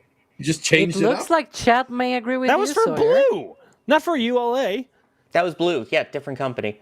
Oh, yeah, okay. Mr. I can't read.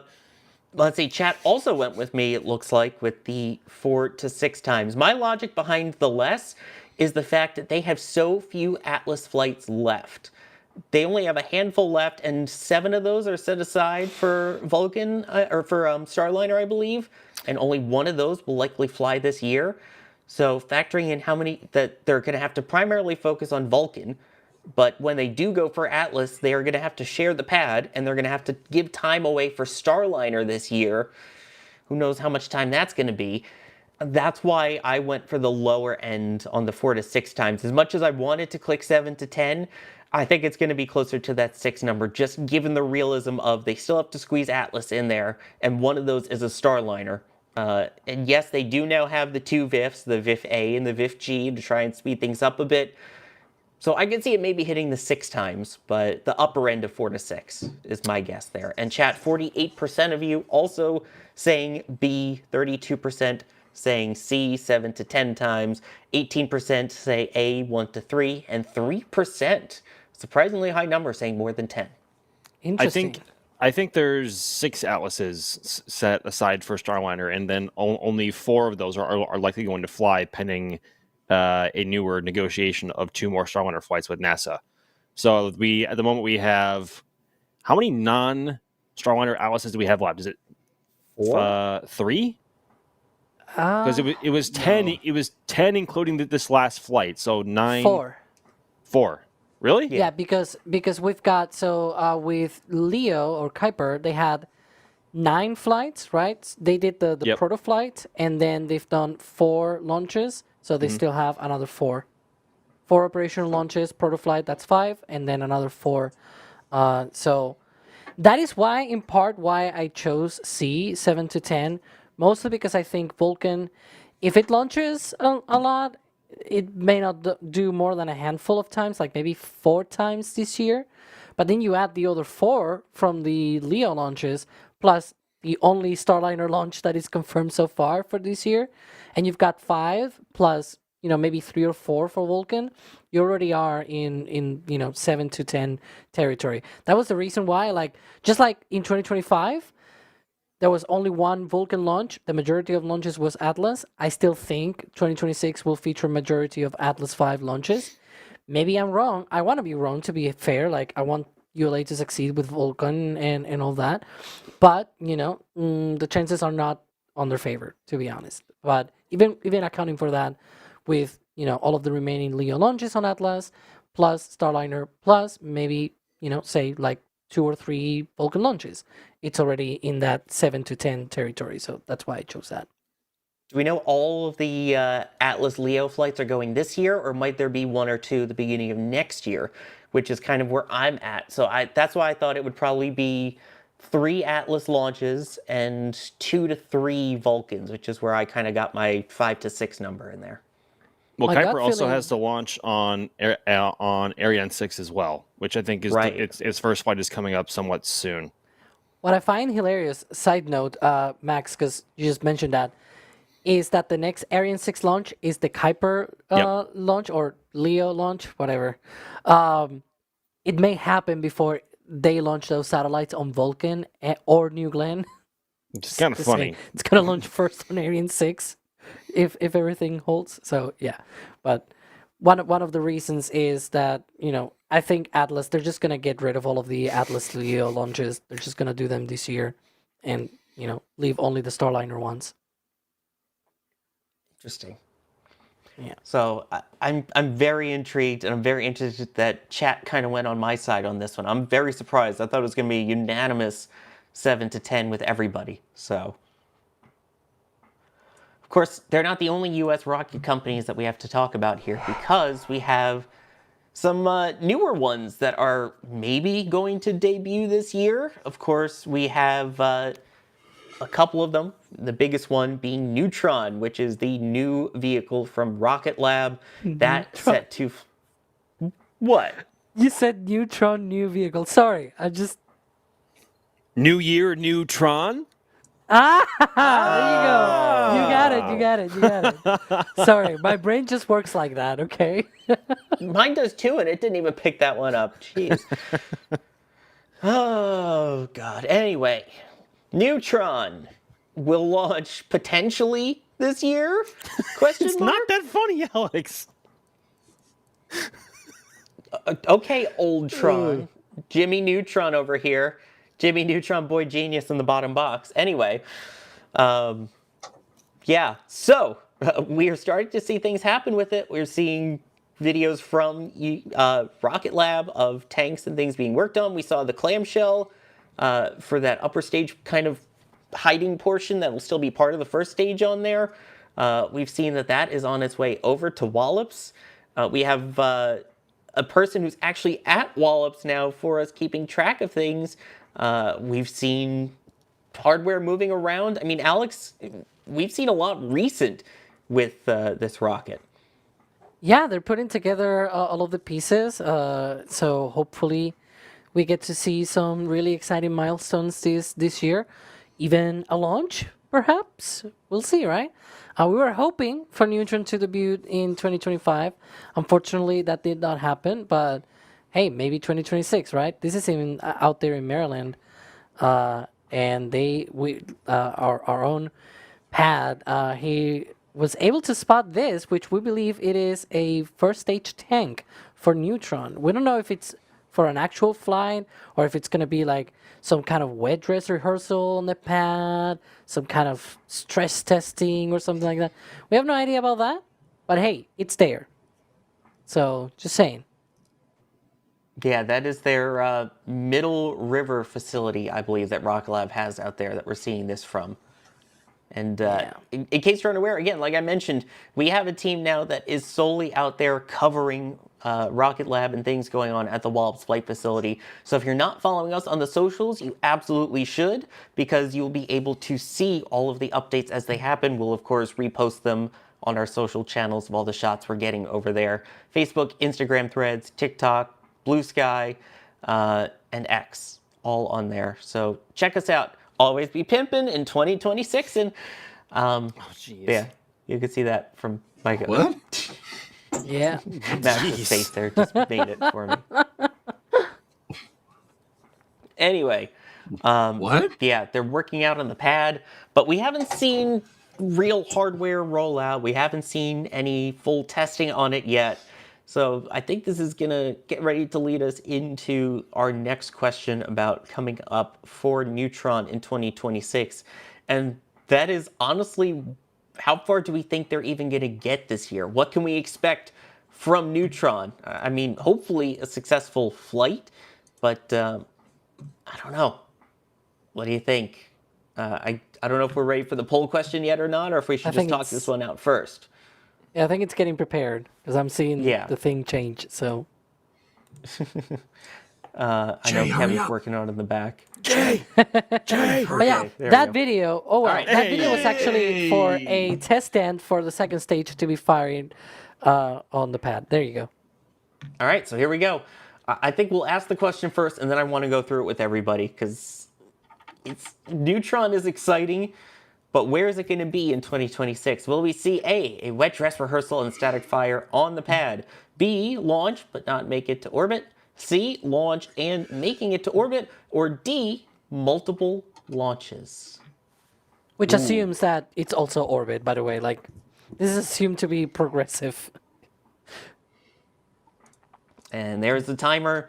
Chat, don't forget to put in your answers as well. All of these, we will go over them at the end of the year in a more formal manner now that we have actual jotted down answers. I'm so excited for Neutron. Where's so the excited collect for it. $200 answer? That's after in the post show. Oh, okay. All right. Yeah. I'm going to go with option B. No, I'm not choosing B. No? No. You really think it's not going to make it? Huh. Save it. Save it. Save it. No. Wow. Oh. Ooh, okay. This is the most split one EJ? yet from Wow. the Yeah. team. Yeah. EJ? That's right. And chat also thinking launch and orbit. I'm the Ryan Weber of this answer. You really I don't feel think so it's bad we're picking on Ryan like this. He's awesome. He's a good guy. I We don't love need to. Ryan. It's all in good fun. Yeah. He knows that. If he doesn't, As now long as he you does know. there. The more you know. I mean, here's the thing. They are testing some stuff that's brand new. Obviously, they have a history. They have all of their proven architecture with Electron, which is one of the most flown rockets out there. I mean, obviously, SpaceX has the majority of those, but they're still up there in terms of the amount of launches that they do per year between Mahia and over at Wallops. Just the fact that they're still so kind of far behind on infrastructure and things, I think they'll be able to test it and everything. But what worries me is the upper stage and the release mechanism of all of that. The fact that it's not necessarily a separation as it is the clamshell fairing has to open up, the Hungry Hippo style ones have to open up and then let it deploy out and not hit it on the way out, and then close back up for its ability to eventually be able to come back down and be reused. I think it's so new and so novel that there's a potential for something to happen. That's why I said launch but not orbit. I think they'll definitely be able to get it out on the pad and light the engines. I think it'll go pretty far, but I don't know if it's going to make it all the way. You think it's going to pull a Rocket 3? Dang, man. Wow. Dang. EJ, what makes you so confident that there's going to be multiple launches this year? Fiduciary responsibility to shareholders, baby. Oh. Think about it. No, seriously, think about this for a moment. Rocket Lab has to. They have to provide services. They have to provide services that are going to see a return. They're a publicly traded company. A publicly traded company, that is absolutely going to influence their timelines. That influenced Peter Beck to pursue reusability in general. First with Electron, now with Neutron. Rocket Lab is trying to position themselves as a bespoke launch provider, right? And if they're going to do that, you're going to need to launch more rather than less. I think once this thing goes, they're gonna have to start using it more. Think about it. It really makes sense. They have to.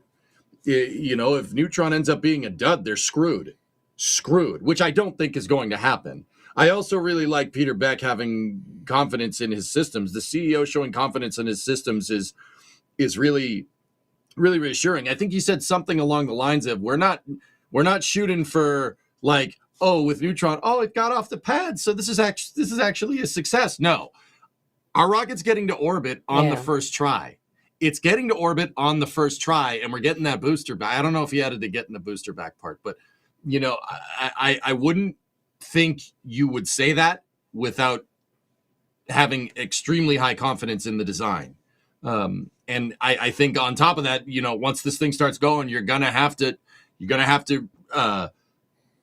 find a way to basically what's the word I'm trying to say? Like you have technical debt basically once it works. You spend a lot of money building this new rocket. Now you have to put it to work. They have to put it to work because it's Peter Beck's fiduciary responsibility, meaning he is by law burdened to make the company profitable. If the company isn't profitable for too long of a time, that opens up all kinds of crazy cans of worms with Uncle Sam and whatnot and the SEC, et cetera, et cetera. But we won't get too much into that. They got to put this thing to work. You got to put this thing to work to make that company profitable. You have to, because you incur an insanely high amount of technical debt engineering a new launch vehicle, especially a reusable one, or at least partially reusable. They're going to launch multiple times because they have to. They have to. Period. Full stop.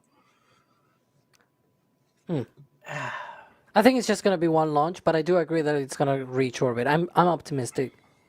They have already I know that it is different fuel and whatnot, but they do have the experience, right, with Electron.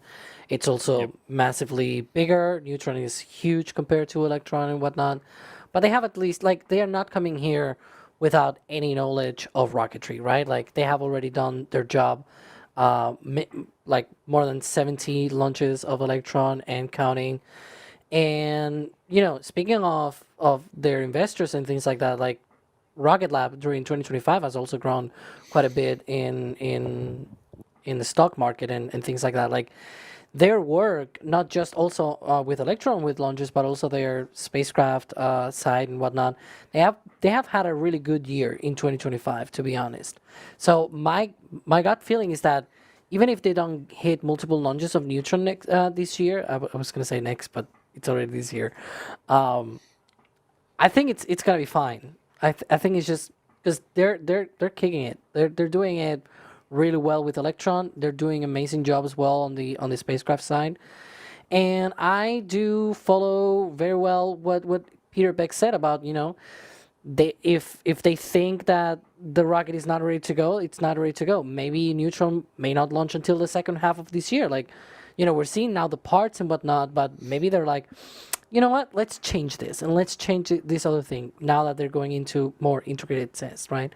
Hence why I said just one launch in orbit, but we'll see. Max, you agreed with me. What's your take? Yeah, I'm on the same boat. They cannot afford to have Neutron fail, especially on the first flight. I mean, mind you, they came this close to having Electron work on the first flight if it wasn't for someone hitting the flight termination system button by accident. But they need Neutron to work. It is going to become the new backbone for the company and where it is headed. And they are testing the first stage engines like crazy down at Stennis. We've now seen, I think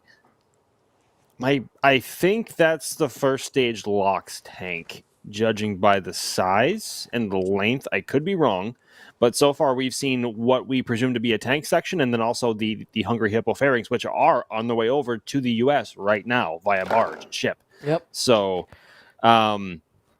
they need to get this thing up and running, and they have already done an extensive amount of testing on the hardware separately before it has even seen daylight here in the States. So I think I have very high confidence in the vehicle and the people behind it. Rocket Lab is doing their homework. I think that it is very fair to say. Yeah, and let's see what chat's percentage was, by the way. 47% say launch and orbit, 25% on my side of launch but not orbit, 20% think wet dress rehearsal and static fire, and the highest percentage yet for D, 7, saying multiple launches, agreeing with EJ on that. Okay, I admire the optimism. I like the optimism, chat. I very much do, but I don't know. Someone's got to play the negative Nancy side of things here, which is what's mine. But I mean, that's the thing. Electron came so close on the first try. I think it's going to be something similar where it's, one of those tiny little components, not anything massive that's a deal breaker that it'll never fly again. So, just my thought. Be a negative Nancy when you could be a positive Patty? Did you just come up with that like on the fly? Okay. Yeah, I did, Max. And also, I'm hungry now, Sawyer. Me too. Me too. You're welcome. So then I shouldn't say the comment I saw that said never underestimate a Kiwi who eats hats. He did eat a hat. Yes. He did his word. He definitely did do that. He kept his word. That's what I mean about Peter Beck, man. When he says it, he means it. And that's not to say that other aerospace CEOs out there don't do this kind of stuff, but he ate a hat when he was wrong. I'm just saying. And he just openly said, just saying. He openly said marine assets suck, and yet here they are about to have another marine asset to help with neutron recovery. But hey, we interviewed him, and he said he still thinks they suck, but it's a necessary evil. So. That's my point. Yeah. Yeah. Also, you may be eating a hat, Max, next year, so we'll see. Okay, sure. You said it. I did. Not me. But sure. And then lastly, while we wrap up things here, in the United States of companies that don't rhyme with Mace-Mex, we, of course, have Stoke that is hoping to come back. We have Stoke with their Nova rocket, hopefully set to see its debut in 2026. And I mean, this one's really exciting. I love that second stage design. I love the engines on it. We saw the hop test in 2023, and I can't wait to see an aerospike design on a basically fully reusable, including second stage design for this vehicle. And of course, launching from the Best Coast, which makes it even better. East Coast, Best Coast. I'm looking at you, Fluffy. But again, we've heard so much about it. We haven't really seen much on it. Of course, they've been making amazing progress that we've been following with all of our KSC flyovers. But I don't know. Where do we think they're going to be by the end of 2026 with Nova? I don't know. I think this is going to be an interesting one because I love the design. I don't exactly know how I feel about the progress on it. So It's interesting because it's sort of like this pseudo mashup of Neutron because of the fairing design, New Glenn because it uses methane on the first stage and hydrogen on the upper stage, and Starship because the first stage engine is of a full flow stage combustion cycle configuration. So it's a mix of all these vehicles, and they have been racking up a ton of data and firing time on both. Is Zenith the first stage engine or the upper stage engine? I cannot remember. First stage. I think first stage. Thank you, Andromeda Alex. is the second. That's what it was. Thank you. So of any company besides Rocket Lab, I think they are the ones that I have the most confidence in of any newer space startup in succeeding. And that's saying a lot because we saw Terran 1 fly once with Relativity, and that was it. And we haven't seen hardly anything from them since regarding Terran R, minus the few updates they give monthly. But regarding actual flight hardware on the pad testing, yeah. So Stoke is making a lot of progress, and I think I'm still undecided in my answer because they're in the choices are in front of us, but I can't say just yet. I have to wait. Yeah, you have to save it. yeah, I mean, there was a recent video kind of looking in on things, though, right, Max? There was actually our good friend Tim Dodd, the Everyday Astronaut, went to visit their facilities over in Washington, both at the factory where they are manufacturing Nova, both the first stage and the second stage, and also the engine test stand, which is a bit down the road. Phenomenal video. And Andy Lapsa, who's the CEO of Stoke, is a wonderful human being, at least according to this video. I haven't actually met him. But he is so in depth with his explanations, and he oozes confidence in both his team and his launch vehicle. It's honestly, it's intoxicating, and also it rubs off. So that's I think why I have a ton of hope for them regarding this year's progress. So yeah, I go watch it if you haven't already. It is a phenomenal walkthrough, and you see a ton of stuff that most companies actually don't like, would normally not want you to see. And on top of being so close to an actual engine firing of I think it was I can't remember if the actual article on the stand was just a test unit or if it was a flight unit of Andromeda, but they were very close to a firing of Andromeda, and it was quite the experience. But also really So fast, cool. I want to mention. Yeah, I want to mention really fast that Tim actually has the Astro Awards coming up in Austin, Texas. Great timing there, Jay. Great timing. Coming up in was it Kevin or whoever it was? Coming up in Austin, Texas, and you can see the very wide breadth of personnel that they're going to have. Wait, on who's that hand guy there with the for hat? Panels. I don't know who that guy is. John It's, Feller? Rack Dryer or something. Rack I don't Dryer, know. that's who it is. Yeah. Yeah. Just a whole host of quality personnel that they're going to have on hand, talking about a variety of topics in a weekend of panels and discussions. So be sure to check that out if you haven't already. I'm not quite sure how tickets are doing, if they're sold out yet or not. Usually they tend to, but I have not been yet. I wanted to go this year. Don't think I'm going to be able to make it. But I've heard nothing but good things about the Astro Awards. So if you haven't already, please check them out as well. But apparently not their bandwidth on that preview video. But yeah. Is that Todd Dim, the occasional Astro Boy? Oh my God, that was genius. Space enthusiast. No, Ryan Caton of NASA Spaceflight now is the space enthusiast. Right. Rack Dryer is the influencer. Yeah. There we go. Spaceflight influencer. Come fight me on it, Jack. Come fight me on it with your terrible bagels. Anyway. By the way, Stoke, if you want to let us, since he kind of got the factory side, if you want us to check out things over at LC14, just saying, hit us up. We'd love to. We're down the road. We live here. Just saying. Speaking of, there it is. There's LC14, the rendering of it. We've been following all their progress on it from the sky and the Cape flyovers, so you can see the progress going on, at least on the ground side.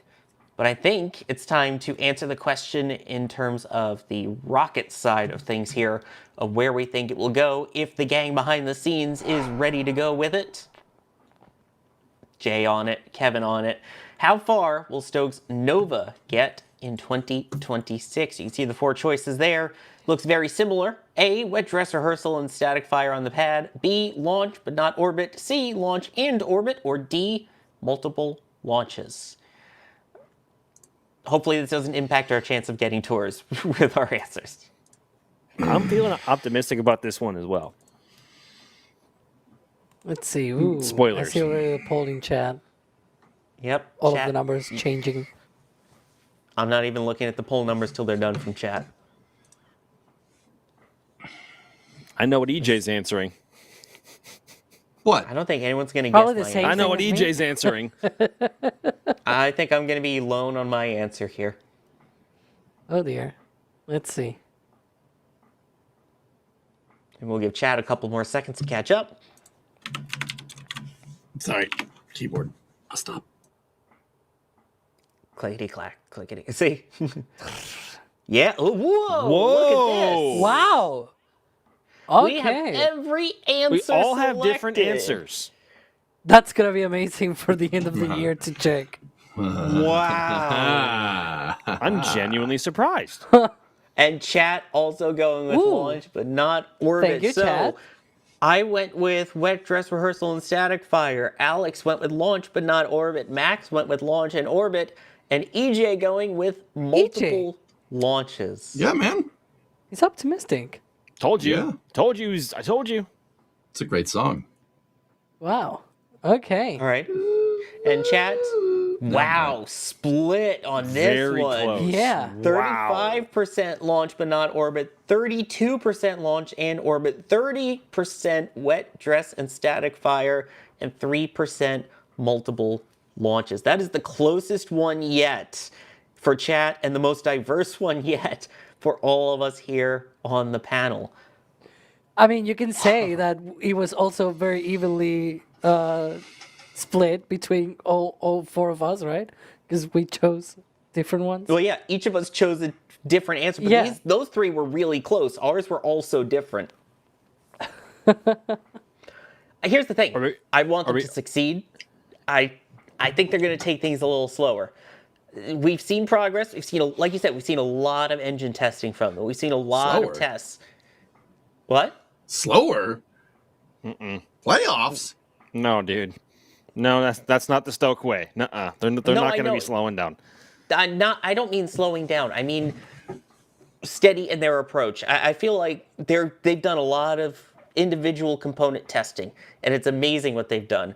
I think it's going to take a little bit of time to get everything together, get it all integrated, get everything worked out, do all the testing on it, get it out to the Cape, bring it out, check all of the infrastructure at the pad with it, and do the testing that it's going to be an early January or February of 27 launch. I don't think it's going to be off by much, but I still think by the time that they integrate everything with so many of the new technologies that are being implemented in this vehicle, I think that's why it's going to take that little bit extra longer. And unlike Rocket Lab, who has experience in this is kind of their first foray into things. And see, I disagree. It's a very good game, but I think Donkey Kong's the best. What? Oh, no, sorry. I don't. I understand. New technology. It's going to go slow, et cetera, et cetera. You know that Stoke is like 5 years old, right? It was founded in 2020, and it's founded by Andy Lapsa, the guy that was Tim was talking to in his video. He was an engineer at Blue Origin. He kind of like developed the BE-4. Stoke is not. Yeah. Okay, so why do I bring all this stuff up? They have the experience. How many BE-4s flew though when he was there? Zero. Right. He did a lot of work. I'm not going to say that he didn't. It's just in terms of actual launching experience, it's personally at a 0 for them. And that's not a bad thing. I'm not saying it's a bad thing. I'm just saying it means things might go a little slower. And again, I'm not saying it's that far out from launch, but... No, I understand that, but Stoke does not go slow, man. We're talking about that. What's that? I didn't mean that they're going slow. I just meant that, I guess, they're going full speed ahead for them, which, since it's their first time, they might be a little more cautious on certain things, is what I meant. Yeah, I guess, but dude, I see, I think, and I'm not trying to be a jerk, but I think that that's an easy opinion to have. That's a very easy opinion to say, like, oh, they're going to be cautious. Dude, we're talking about a company here that from 5 years ago at this time, there was nothing. And they have a functioning full flow stage combustion cycle engine. And whatever the Andromeda engine is, the expander cycle, that's also working. That's also done static fire and hop tests on a prototype. This company is not known to go slow. And more importantly, they ain't cautious either. They just get it right. That's guys, like, I know people is like, oh, you're just selecting D because, you want to be different. Well, yeah, of course, I like having some contrarian opinion here to an extent. But also at the same time, Stoke just seems to get W after W after W. Why should we think it's any different when it comes to launching? They're going to launch this thing. It's going to come back. It's going to freaking land. And they're going to launch another one. I'm calling it now. I'm bold enough to say that. And I will admit if I'm wrong. But, dude, like I said, they just made a full flow stage combustion cycle engine. Yeah, we'll make that. Of course we can make that. Why couldn't we make that? And then they did, and then it works. Like, I don't it's only a disagree matter of that they're time. going to do that. I don't disagree they're going to do that. They will absolutely launch, and they will land, and they will fly multiple times. I just think that's more next year than this year. Blasphemy. If this question were for 2027, absolutely I would have gone D. But it's for 2026, so that's why I went with my opinion. And mind you, also, the team that got Zenith running was only, I think Andy said it was only 7 people. And they have it at a very good way in its development. Andy has also said openly, also in the same video with Tim Dodd, that he expressed a very similar approach to the first flight of Nova, and that they want this thing to freaking work. It's not going to be an achievement to get it off the pad, to get it over the water, to get through max Q.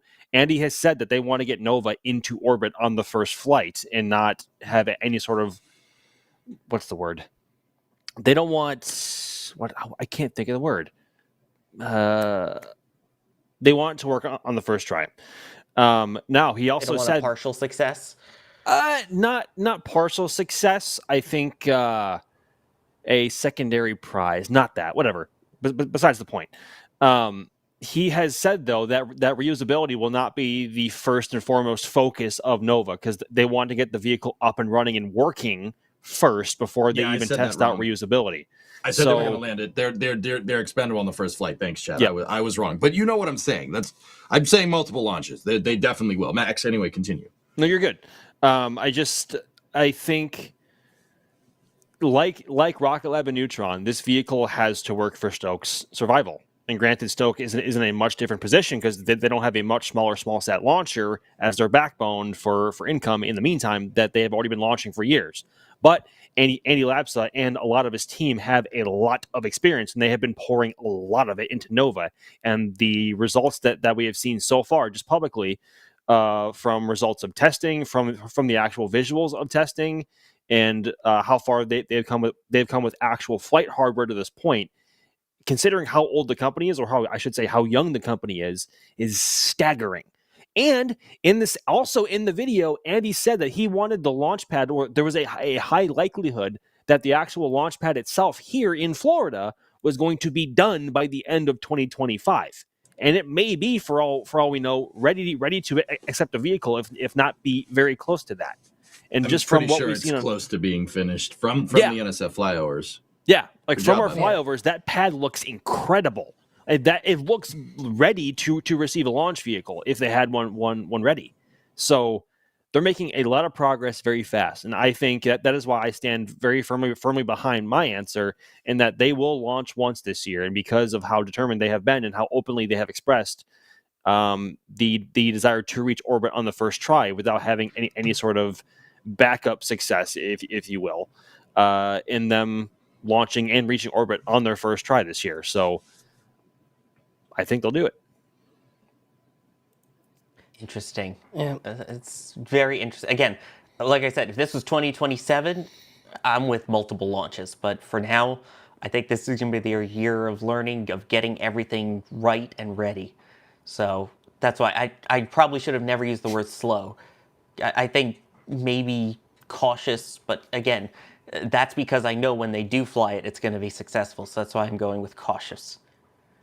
By the way, some people were asking, was the word you're thinking of consolation prize? That. Yes. Thank you. Someone also said, was the word you're thinking Constellation? of Starship it? They can't afford that, as far as I'm aware. That's yeah, what I mean. no. They don't want a Starship. Yeah, no. It was their description. Another thing just to keep or to take into account, guys, is that I get it that Nova is a fully reusable rocket. Obviously, that is a little bit complicated to make, but it is pretty much, it's a medium duty vehicle. Like it's not a Falcon 9. It's a little bit smaller. Like, and I'm not saying like, it's smaller, so it's easier to make. It's going to be a little bit easier to get that first stage back than it would be like a New Glenn first stage, because that thing is freaking gigantic. It's huge. All right. And not that size is the, your end all be all like measure of difficulty for getting a first stage back, but this rocket is not the biggest around, right? And that should make things a little bit easier. Keep in mind, it's all relative, right? In terms of difficulty. For a medium duty, fully reusable rocket, Stoke has, and I had to look this up. I looked this up just a second ago. They completed Series D funding in October of 2025 to the tune of $510 million, which brings their total funding to like $990 million. That's $1 billion. Dude, you should be able to engineer a fully reusable medium duty vehicle for $1 billion. That's fair. And considering how like lean that team is and how they're just cranking out stuff and it's just getting done and it works really well, I think multiple launches is not out of the realm of possibility. I really don't. That's a lot of cash.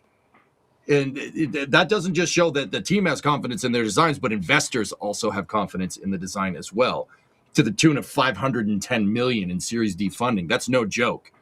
That's a lot of VC. That's a lot of VC cash infusion. Yeah. Yep. For Again, what it's worth. very, like you said, size doesn't matter. It's the amount of combustion in the thrust section. Let me thank some people here. Thomas Janka, thank you for becoming a Red Team member. Andrew becoming a Red Team member as well. And Curtis, thank you as well, becoming a Pad Rat member. Sailing coming in with a couple of super chats here. The first one saying ULA has lost it multiple booster types and launch pads, with Delta 4 going away and Legacy Delta being retired. I mean, not that they were launching that many Delta flights a year either, if we're being perfectly honest. I mean, yes, they had a second pad to do it, and then they also had Vandenberg for Delta as well, so I mean, I kind of get that. And then also saying the other factor in the launch industry was the workhorse rocket engine RS-180s being banned from the US. Both ULA and Northrop Grumman had to re-engine their boosters the last few years, which, yeah, I mean, RD-180 style engines, been a workhorse. Obviously, they'll be moving on. Firefly helping with the 300 series of Antares, and then, yeah, Vulcan moving to the American-made BE-4s. So that does kind of slow them down a bit. I get that. So, which, I mean, Alex, there's other companies still, too, that we should probably acknowledge there as we're talking about those other engines. You want to hit a few of the honorable mentions here? Yeah, honorable mentions because, of course, it's not just Stoke and Rocket Lab debuting new rockets soon. There's also Relativity working on Terran R, of course. That one in particular, it's a bit so-so in the case of whether it'll launch in 2026 or not. But definitely major milestones, like they've been going through manufacturing and also testing things like the thrust structure of the first stage, for example, doing I think even cryo testing at some points already. Like they are getting there, right? I believe originally when they came back from having been on the brink of bankruptcy, they were saying like, you know, end of 2026 might be when they might have Terran R ready to go. That was a while ago. My gut feeling is that it's probably already slipped into 2027, but honorable mention, you know, they're doing a lot of really great work, and maybe, what do you think? Maybe we'll see something on the pad this year? Maybe towards the end? I don't know, but they might have a chance if they really are successful, right? And of course, that's not the only one underway right now. We also have Firefly with Eclipse and the Antares A330, whatever they call it. I guess it's not an Airbus, but it does fly. But yeah, so they're developing the Eclipse rocket. In the interim, they're going to be doing the Antares 330 series, which is essentially the Eclipse first stage with the second stage of Antares, of the older Antares, right? By Northrop Grumman. But then after a few flights, they're going to fully transition into Eclipse, formerly known as the Medium Launch Vehicle.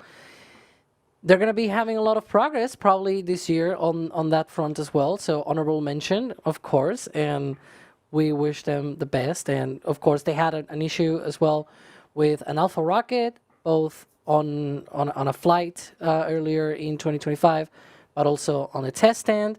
And this is one of the videos, afterwards where they sort of, they sort of came out of that issue, and hopefully they may launch soon again with Alpha. But yeah, the bigger rocket is my opinion a bit more interesting. But yeah, yeah, I like big rockets, and I cannot lie. But anyways, Alex, and your of American course- is showing. yeah, I know, right? But there's also Baby Astra. Are we going to see Rocket 4? Something even related, like a rocket on the pad even? I have no idea, but hey, honorable mention too, right? Like, they're doing their work. They have also spacecraft engines for whatever reason. That's working for them, which is interesting. But yeah, there you go. Yeah, can you believe that, Alex? They actually are making satellite payloads, and it's actually profitable. Which is just, Yeah. all right. I mean, I'm not Firefly mad. Firefly has a lot going for them, and I think a lot more than people actually think on the surface, because everyone used to, at least when Firefly came back, Alpha was all the talk, right? Then of course we've seen this, and then of course they landed on the freaking moon last year as well, successfully. Yeah, that's so cool. It is. We're gonna have another flight of those this Yeah, year. we are. Yep. We are. Yeah. Construction of their second lander is well underway, and it should be ready. We were talking before about Blue Origin's manifest. They're launching a Firefly Elytra tug as well on one of the Blue Origins on the New Glenn's launches this year. So that's also on the schedule. Forgot to mention that. There you go. That's all, huh? Yeah. Oh, Just boy. that. So yeah, there's a lot to look forward to on the U.S. side of things. But yeah, there's some other countries that apparently have rockets too. If we go international, this alleged Ariane 6 is supposedly a thing. I don't know. I've heard rumors of it, but Glasses are going on. oh Yeah, no, here yeah. we go. Because we're talking about Alex. all the rockets, right? Now we're going big. Hang on. So in 2025, we had, let's see, 30, no, 300, no, 4, yeah, well, depending on how you count them, it's like somewhere around 324 to 330 launches in 2025. Boils down to many different explanations there, whether you count Starship, whether you count rockets that failed before even launching on the pad. Shout out to the Guizhou from China.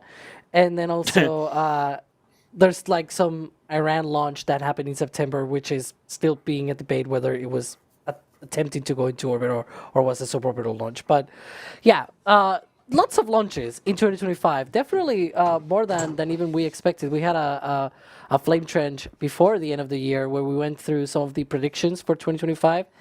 And when I made those questions last year, the last of the options was 300 launches or more. And it seemed like far-fetched that now it's not going to happen. More than 300 launches, yeah, right? But we had a lot of launches actually. So yeah, actually one of the folks, well, we're showing Vega. I can talk about that. One of the folks that actually increased a bit their cadence was Arianespace / Avio. Now it's being split because these babies here, the Vega rockets, are going to be fully under Avio in 2026. But yeah, it's still the same rockets. Avio is going to be doing Vega C, and then Arianespace will do Ariane 6. But yeah, they launch more in 2025, and they have a very full manifest for 2026 as well. So we'll see if that works out well for them. You know, they also have lots of different plans for upgrades for Ariane 6 and Vega C and everything, you know, upgraded solar rocket motors and whatnot. So hopefully that goes well for them. As a European, I kind of want my Euros to go well. Thank you.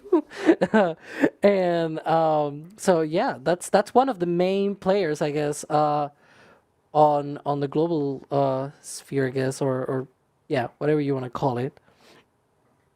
I don't know if we're going to show the big one, I guess. I was going to talk about China, because China also increased their cadence as well.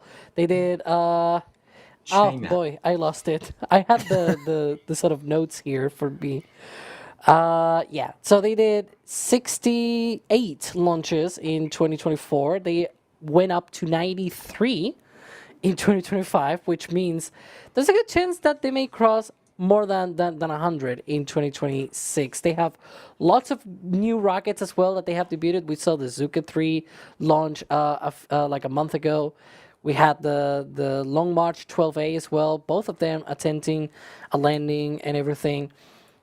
Really lots of different launches, and you know, this is one of those things as well that we may see in 2026. There's going to be a lot of new rockets as well from China, and some of them may also attempt a landing as well. So, for example, the CQ3 or Joje 3, whatever you want to call it. Yeah, there you go. The failed landing attempt, but it almost hit the landing pad.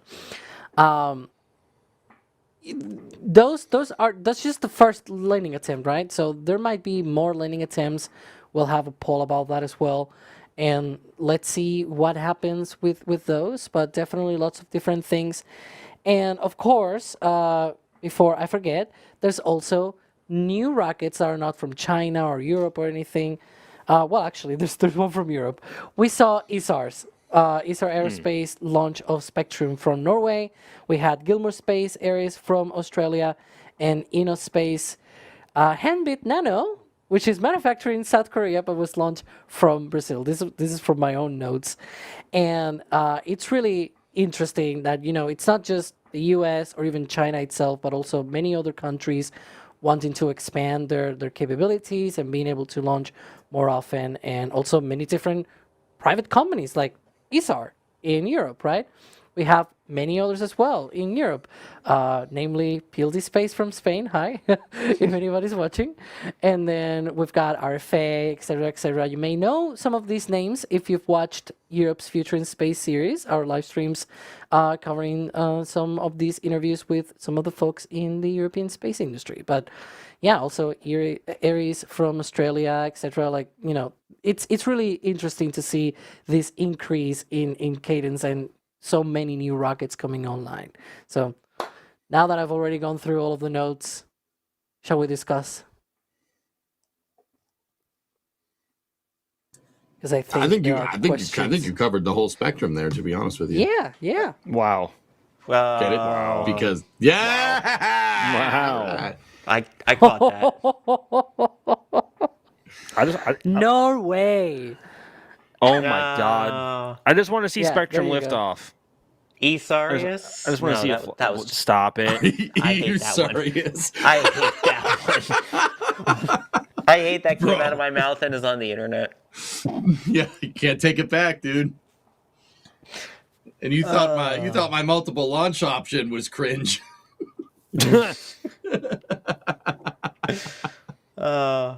Anyway, I felt bad for Adrian in this for this one, but anyway. Oh man. Which he's still with NSF. Don't worry, he's just away at the moment, so don't worry, he's not gone. I know everyone always freaks out. Where's Adrian?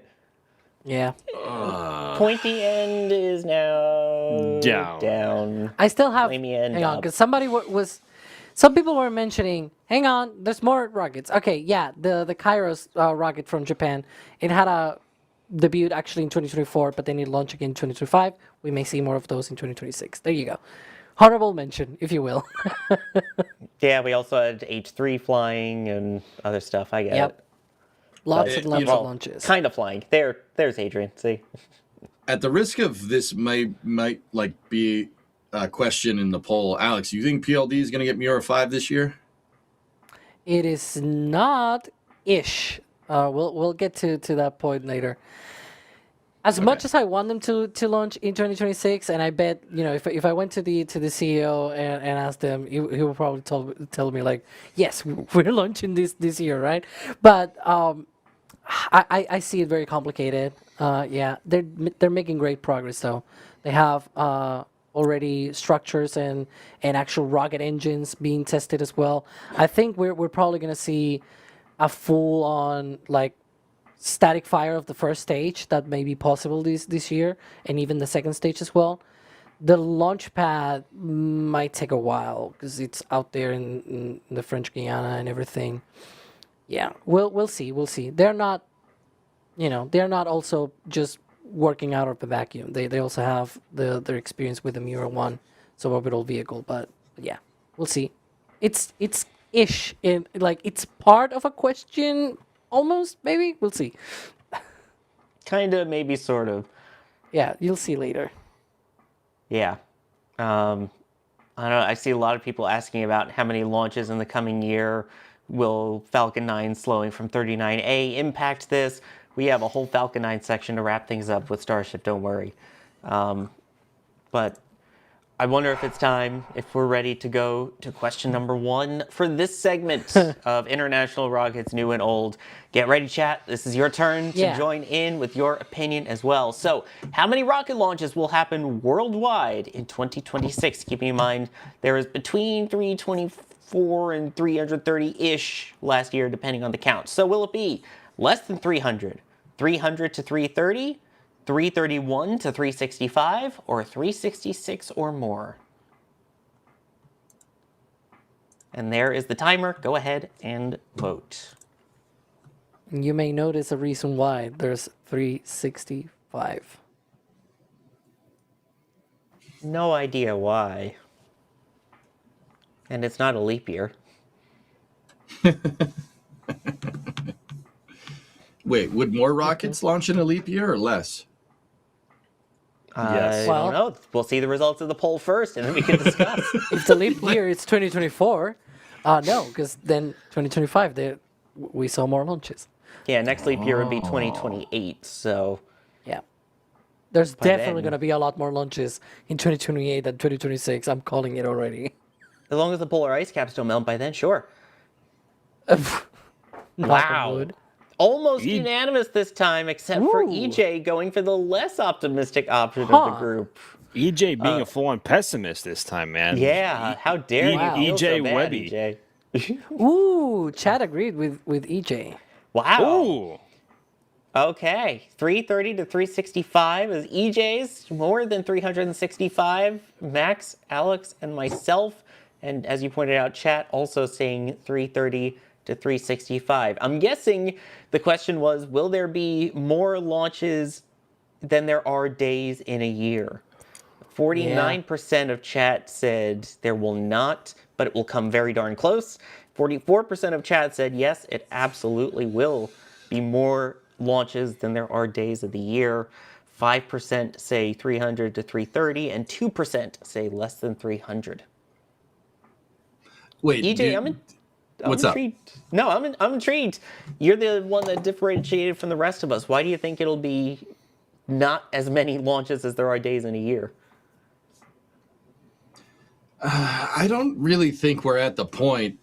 We will see multiple launches on all the vehicles that I said, et cetera, but I don't think we're at the point where it's just the floodgates are like going to open. The only thing is SpaceX, and SpaceX, like for a lot of launches, like let's be real, guys, like, but there's the potential for like 200 of these to be Falcon 9. All right, like. I think the rest of the world is going to launch more, but I don't think we're at that point, Sawyer, where we're going to see the floodgates open, like 1,000 launches a year or something like that. More than 365 or abouts. Like, I think we'll get between 330 and 365. And you know what, man? Just like everything else, I'll be really happy if I'm wrong. Like, if I'm wrong, that'd be great. Like, yeah, sweet. I'd be more than happy to be proven wrong on this one. Wait, with other things. So you're happy if those other providers don't get multiple launches in 2026? No, well, that, Oh, I was gonna bring that up. Like you're Oh. thinking that there'll be multiple launches of Neutron and Nova and everything. oh no, there's That's the gotcha. gonna That means they launched once. That's not a bad thing, right? Yeah. Like But that's but gonna add to screw the your, to the screw your tally. gotcha. You know? Yeah, but not by much. I think the point there with Falcon. I know we have a whole topic with Falcon coming up, but Yeah. in terms of launch cadence, SpaceX is now limited to launch pad availability rather than having the option to use both pads in Florida like they had before, because SpaceX's VP of launch, Kiko Donchev, just recently posted that they are pretty much only going to be using LC-39A right now for Falcon Heavy and pivoting towards Starship, which of course they are very eager to get launched from Florida by the end of this year at least once. And so that means Slick 40, which was already the busiest single launch complex in the entire world, is going to have to take on all the like so much more load than it had before.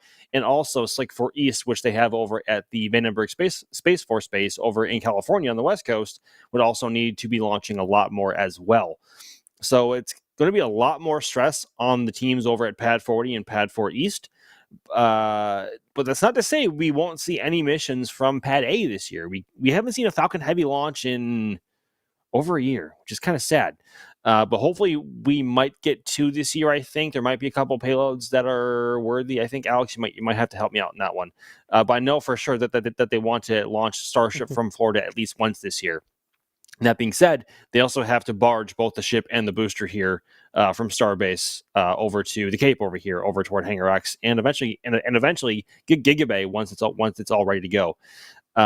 So Pad 40 is going to be seeing a lot more work than it already does, and it's already the busiest launch complex in the world. I think there's room. I know I'm getting ahead because there's a question about this on the SpaceX section.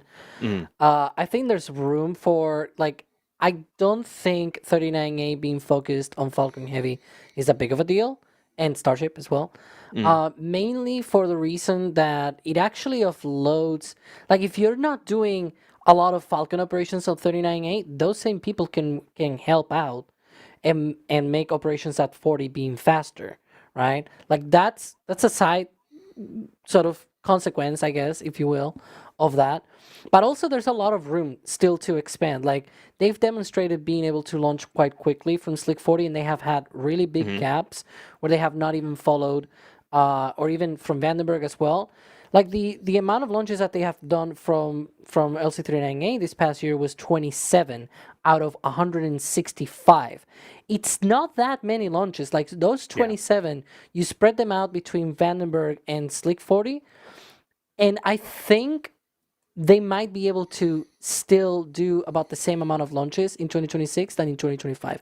I don't think there may be more, but I think just doing that sort of thing where they push a little bit on those 2 pads and they are able to sort of split the difference, right? And maybe, I don't know, like a handful of launches from 39A between Falcon Heavy and whatnot, right? I think that's probably where it's going to be evened out. But we'll see. I'm getting ahead of myself here because there's, again, like a question literally about this. But yeah, in terms of worldwide launches, I think, China launching more. We've got Blue Origin, ULA, Rocket Lab. Maybe they launch even more Electrons this year than even last year, right? Like, there's so many companies out there, so many rocket launches that may happen in this year. So there's potential there. So that's why I voted for more than 365, because I have no doubt that there's at least the potential. We'll see. We'll Alex, circle back in December. Yeah, I agree. But, we'll circle back. But, dude, I think in order to really move the needle past 365 launches, right, you're going to need something like Falcon 9. No rocket is anywhere close to launching like Falcon 9. I'm sorry, guys. Like, I want more rocket launches, but I just don't. I'm not sure if we're at that point yet. Really don't. But, like, So my point with this is that between 2024 and 2025, worldwide, it was an increase of more than 60 launches. It is the single most increase in launches ever in history of the space flight. Well, if you don't count from 58 to 59, I think it was, or something like that, or whatever. You know what I mean, right? Like, in terms of nominal points, not relative, right? Yeah, I got you. Instead of yeah. So in absolute number of launches, it's a huge amount. SpaceX only did 30 more, actually. The other 30 came worldwide, and most of them from China. I mean, I just said it was 68 to 93, so that's 25 more launches in a year. Say they do, I don't know, 15 more, and then you've got 10 more from somebody else, like, and another 5 more from here, and another 5 more from there. Like that sort of basically thing may very well the happen. numbers that I'm saying, though. That's what I'm telling you. It's not enough to move the needle past 365. I mean, it could be, but I think it's going to be enough. I think it's going to be enough. Yeah. Yeah, I think China's going to be the big power play in this. Of course, Electron's going to try and launch more. Thanks. Obviously, Falcon, they're going to try and push as much as they can. But the fact that not only is China launching a lot, but the fact that they have so many new companies launching, the fact that you have more of these private industries also launching in there, like Zuka 3, like, Landspace getting in there, ones that launched before they were supposed to during static fires, one that had the issue on the ground. Obviously they've got issues, but they have so many different kinds of rockets out there now that I feel like that kind of goes in their favor of, even if it's not the same rocket flying so many times, they have so many different ones that I think that's going to up the numbers. Just saying. We had, 4 rockets debut last year in China?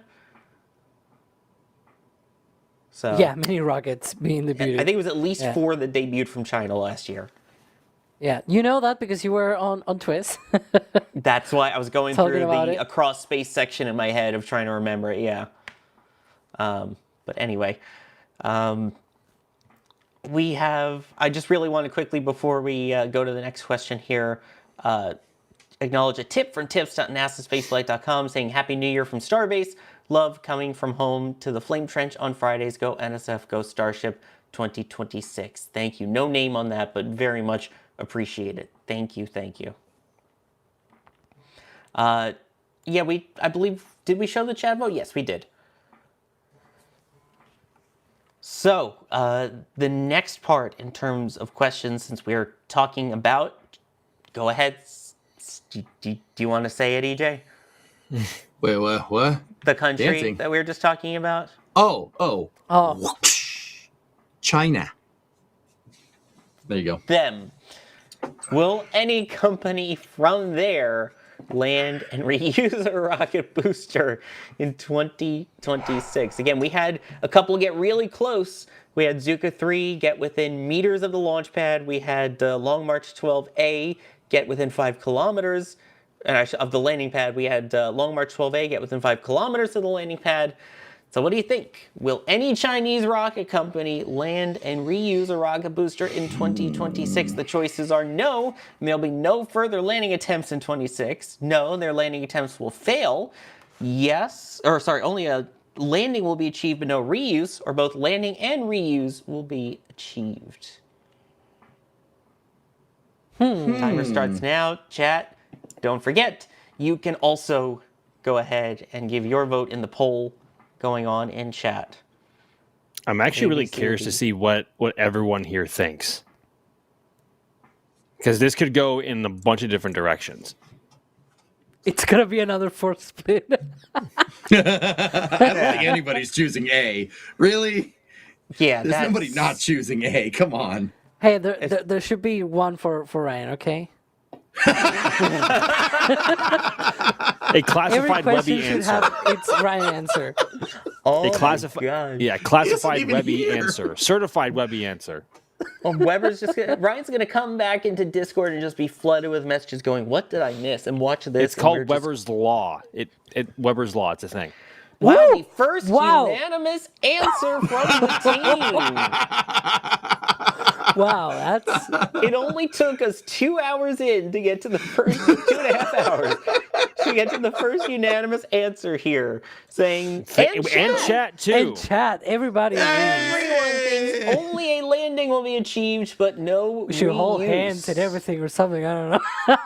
Kumbaya, my chat. Kumbaya. And copyright strike.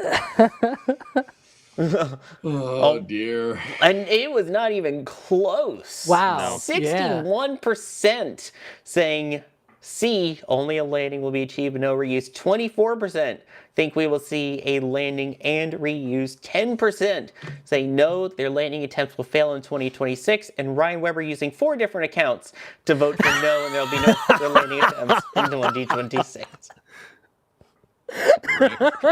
Oh my god, that was brutal. That was brutal. I mean, here's the thing. Reuse is hard. We've seen them get very close, and I definitely think they're going to get to that point. But if we learned anything from reusing rockets, it's that they come back toasty. You have to learn a lot from that first booster that you get back. It takes some time between getting it back, learning from it, being able to fly it again, and then having it launch and still be successful. So I think it's going to take a couple tries for them to finally get that successful landing. And then beyond that point, I don't know. That's why I put that they'll get to that landing, but I think it's going to take them some time to get it ready for reuse again. I think it's only a matter of time before they land 1 or 2 boosters like pretty close to each other. I mean, the fact that they got as far as they did both with ZQ3 and Long March 12A is actually pretty impressive, because getting back through the atmosphere and having to relight your engines while traveling retrograde relative to your actual orientation of your booster is quite the challenge, both with propellant slosh and also having to fire back into the atmosphere as well, which is not a small feat to overcome. So for them to land a booster, I think it's only a matter of time. Now, they both use methane, which could pose some other tricky issues. I mean, they won't have the issues that the Merlin has potentially with like coking and having to clean out and having to do a whole bunch of cleaning out of their systems as much. But yeah, I think landing for sure, but reuse, it's a whole other beast. So I think landing for sure, at least. It's a matter of time, to be honest. NSF does not support coking, by the way. Don't do that. Yeah, don't do that. If anything, use Diet Coke. But yeah, I don't know. I think it's going to be interesting to see how China does. And I'm amazed we got as much footage as we did of the events that happened in China. I'll say that. So thank you to the random people posting it on, was it Weibo? Oh yeah, there- random person in China. That's usually in the credits for Twitch. Also, Alex, how come we can say here Long March 12A, but you made me have to look up Shangzhang 12A and all of the pronunciations for twists? Because reasons, editorial reasons, I guess. But yeah, we You just want to see me struggle. In chat, you're going to see me struggle after we wrap up the Flame Trench on twists. It's part of the fun. Alicia does it best, that's for sure. But yeah, she puts a lot of effort. I'm not Alicia, that's for sure. Anyway. Anyway, now Long March 5. Actually, no. Long March. That's the Chinese rocket there that we're talking about. So, yeah, no. Long March 5. Geez, when is that next flight? I don't know. You can put it on a calendar probably. Which, 2026, is your calendar updated? If it's not, you can get it now at shop.nasaspaceflight.com. 2026 calendars are indeed available by EJ. He's going to get his right now because they're already shipping. So, yeah, is that a calendar at your front door? Or are you just happy to see me? 2026 spaceflight calendars, we have 2. We have the general spaceflight calendar, of course, with everything from happening in the spaceflight world, which we're talking about right now. And coming up, of course, will be the Starship discussion. If you prefer just the Starship stuff, we have that one as well. Of course, they have specific dates of things that happened, things that were in the original intro. And yes, depending on where you live, the start of the week is different. So I don't want to hear, oh, the week starts Sunday. Oh, the week starts Monday. we have Sunday and Monday options. And then, of course, if you want to relive some of the amazing launches of 2025, we have the Metal Prince as well. We had the Electron launch at the end of the year. We have some amazing shots from that. You could see one right there. That was from Wallops. And yes, relive the best flights of 2025. And you can get all of the prints, and you can get them as well as posters at shop.nasaspaceflight.com. Hey, that's this rocket here. That's the one behind you. That was good, man. That was pretty funny. He's going to get it right now. So let's go up a number. Let's go from Long March 5 to Ariane 6. And Arianespace for our next poll question here. And Avio. So how many times will Arianespace plus Avio launch in 2026? Keep in mind, last year, their total number was 7. So is it going to be 5 or less? Will it be B, 6 to 8, C, 8 to 10 times, or D, EJ's answer? Let's see what you think. What? EJ's law. All the launches. More than 10. I know what EJ's going to pick. Do you, It's going to be A, clearly. No, I'll guess that one. That's what I want. Then again, chat, make sure you vote in the poll as well, and come back for the end of the year to see the results. Which, my suggestion, by the way, don't just see this show and the last show. Stick around. We got a lot of cool stuff happening in between, with shows and launches and full-on Artemis coverage. Yeah, don't leave us yet, please. We like having you here. Please? Do it for EJ. Heck yeah, All right. brother. And it was Alex who went with the EJ answer with more than 10 times. Me being the pessimist again at 6 to 8, and EJ and Max saying 8 to 10. And chat going with me on this one, 6 to 8 as well. Very interesting. Obviously, we're all in that 6 to 10 range. We think 5 is a little low and 10 might be a little high. 6 or 7? I'm not I saying did it too. The worst part is, I know there's a question coming up where you're going to make me say it. Thanks. No. What are you talking about? Because I can see the whole questions. And it was close. That was close. 38% saying 6 to 8 times, 36% 8 to 10, 16% saying 5 or less, and 10% saying more than 10 times. I think this is the first poll where all of the responses have been in double digits. Very interesting. That's a pretty widespread. All right. Yeah, I mean, if 6 to 10 was an option, I would have voted that. But I'm going on the lesser end of things here. So that's why I can answer went this with one B. quickly. This one? Leo. Amazon, I mean. Oh my gosh. Leo it's to Leo, probably- yeah. Yeah, it's probably gonna be a few more. Like the whole reason they did not do more than 7 this time, it was because Ariane 6 got a little bit more delayed here and there. Like originally they wanted to do 6 launches, and also with Ariane 6, I mean, and then Avio with Vega C, it was gonna be like 4 launches or so. I think they're also targeting 4 this year, and then with Ariane 6, I think it's up to 8, so that will be 12. I think maybe 11 might be doable. We'll see. Yeah. I'm just waiting for the animation for the Amazon Leo launches when they lose the visual of it and they cut to the animated graphic that spins around, and the top where the Amazon satellites are when the fairing separates is just going to be a blurred box. Amazon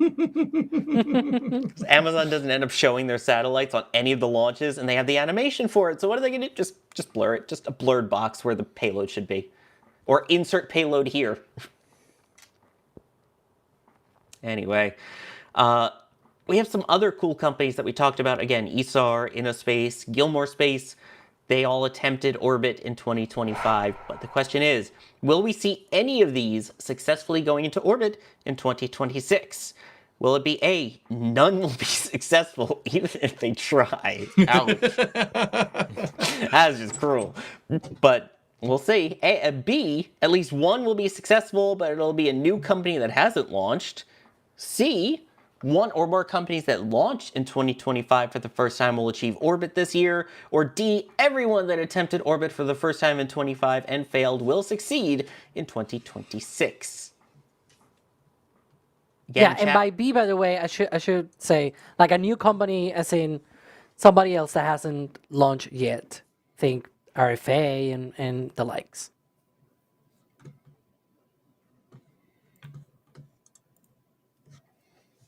It's an interesting one. Yeah, we're going more for the international side of things on these. Yep.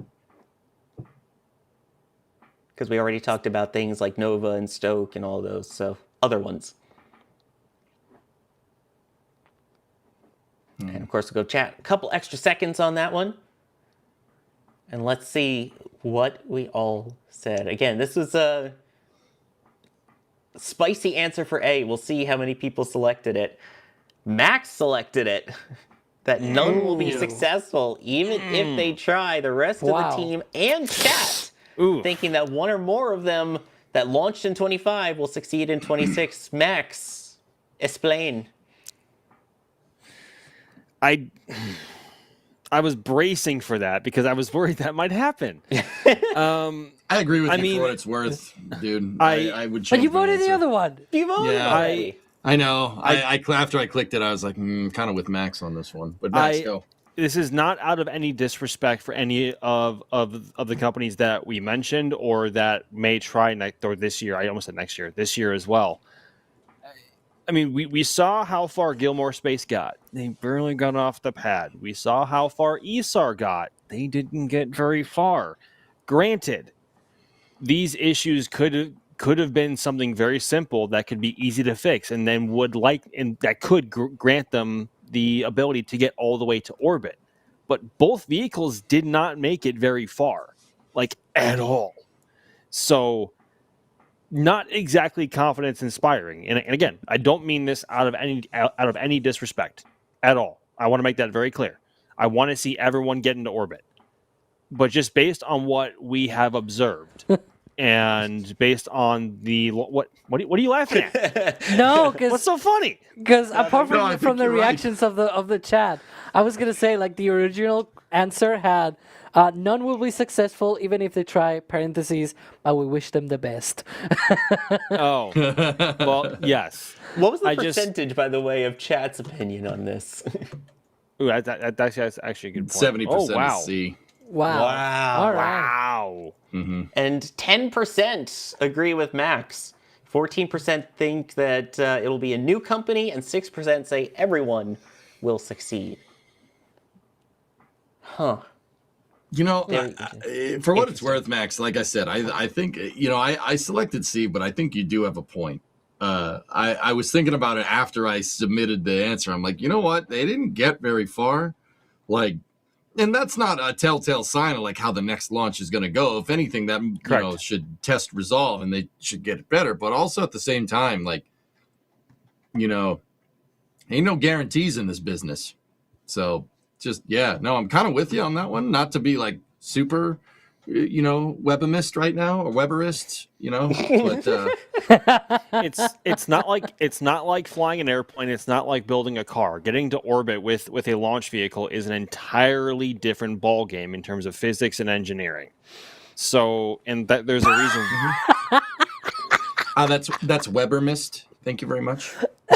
Yeah, that's below. There's optimist, rude. there's pessimist, and there's Weberist. Weberist. Weberist. Weberist. Weberist. Thank you. Poor Ryan is going to come to screenshots of this going, what did He's I gonna do? come back. He's gonna be like, Wait, no, EJ, thumbs up. Okay, there's the grab. At Ryan Weber on socials. Or no, I don't know what his socials are, but NSF has retweeted him, I'm sure, before, so check the NSF socials. I'm sure he'll be on there. Plug. I'll always be plugging. Anyway. It's going to be interesting to see where we go internationally. Of course, the big company of the year, the one that's going to probably blow everyone else out of the water because that's what they've done consecutively now, is SpaceX. SpaceX, sorry. Yeah. Hope. Just go, EJ. Take the section. Go. No. You do it. No, this is your section. Oh, all right. This is legit. all right. Is your section. Go for it. All right, I gotta. You got Let me get 17 minutes. All right. That was savage, EJ. Good lord.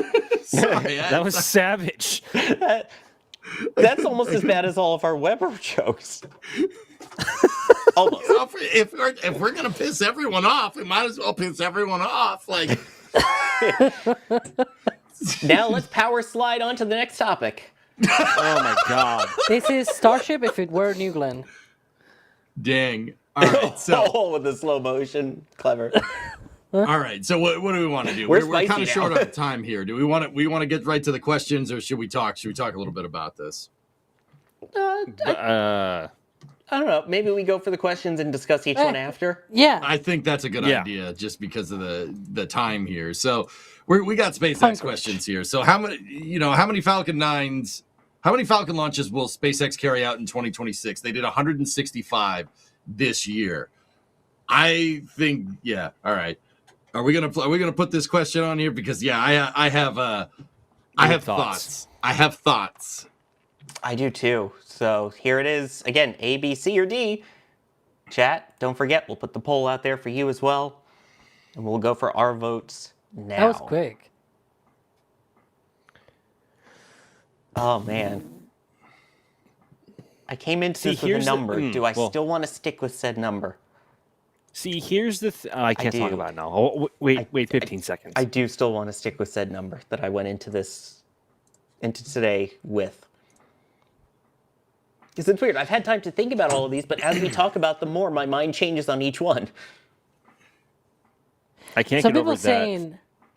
Oh, sorry, Max. No, you're good. I was just goo goo gagaing over the photo of Falcon Heavy.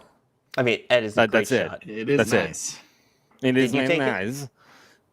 No. This looks to be the Falcon Heavy demo. So this could either be one Wow. of SpaceX's images or it could be Brady's. I'm not sure.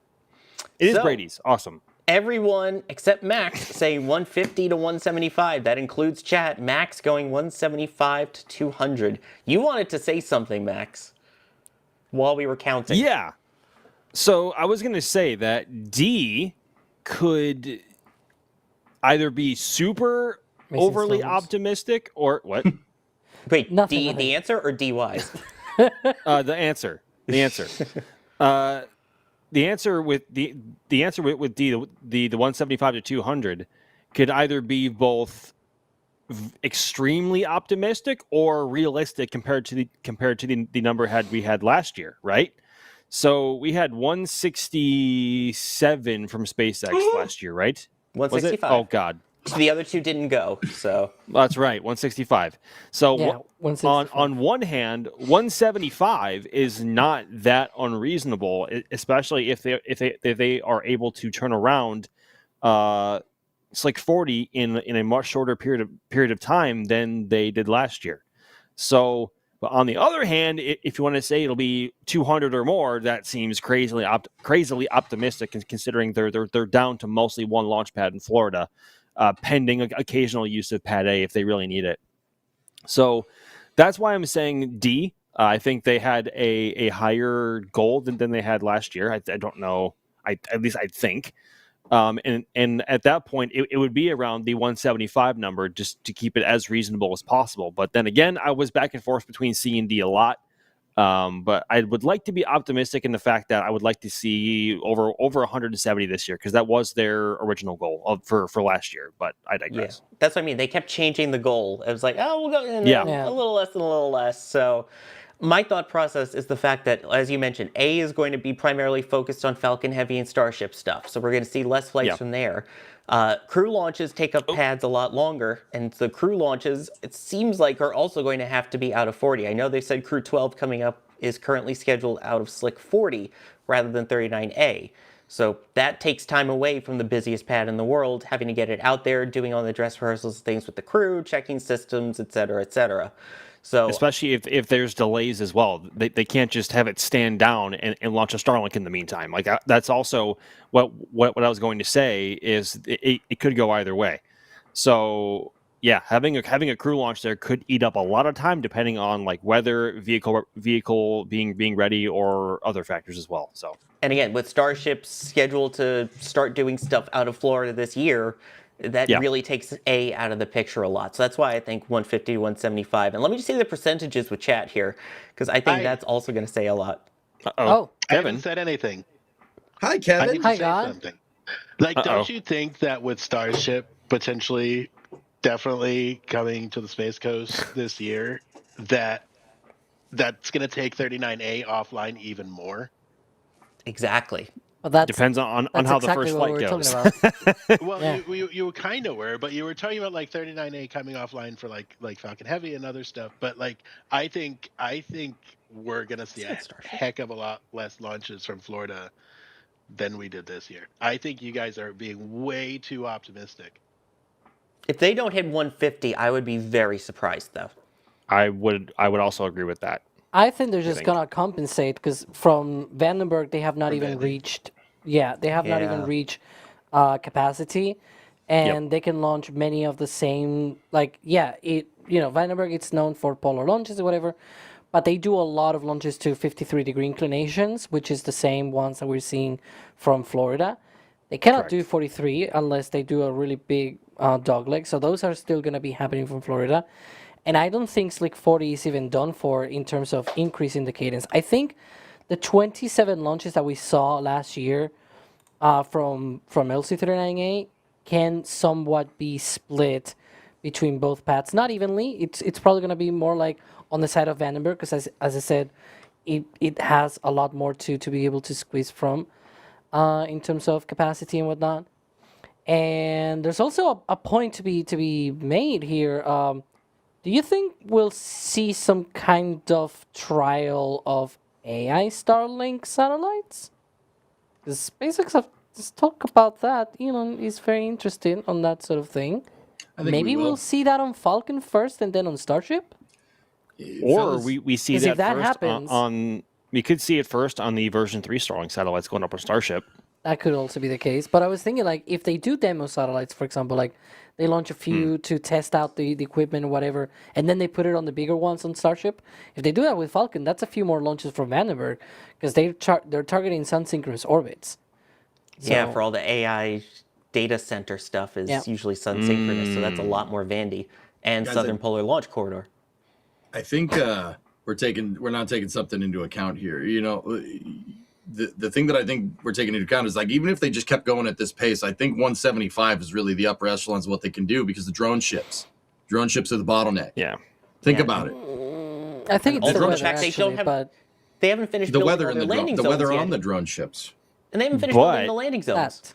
But to compensate for that, they could put less Starlink V2 minis on Falcon, return the booster to 40, turn it around a lot faster, and keep flying more often. That's fair. Just an idea to Yeah, compensate for the lack of drone ships. So Max, the reason why I said what I said and not like 175 plus is because I think that's going to supplement the gap of not having 39A working because they got to finish that Starship pad. That's really important. Okay. Yeah. Yeah. That Yeah. makes sense. Speaking of All right. Starship, let's move on to the Starship questions. So, how many times will Starship launch in 2026 is the big question. And Alex, I hate you for this. I'm just saying it right now.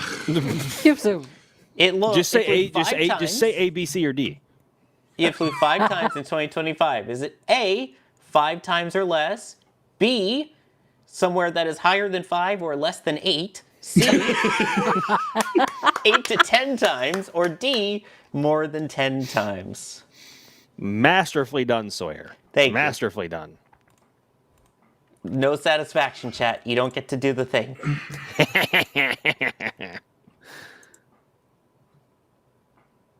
Oh, man. I mean, I knew going into this one what I was going to go for.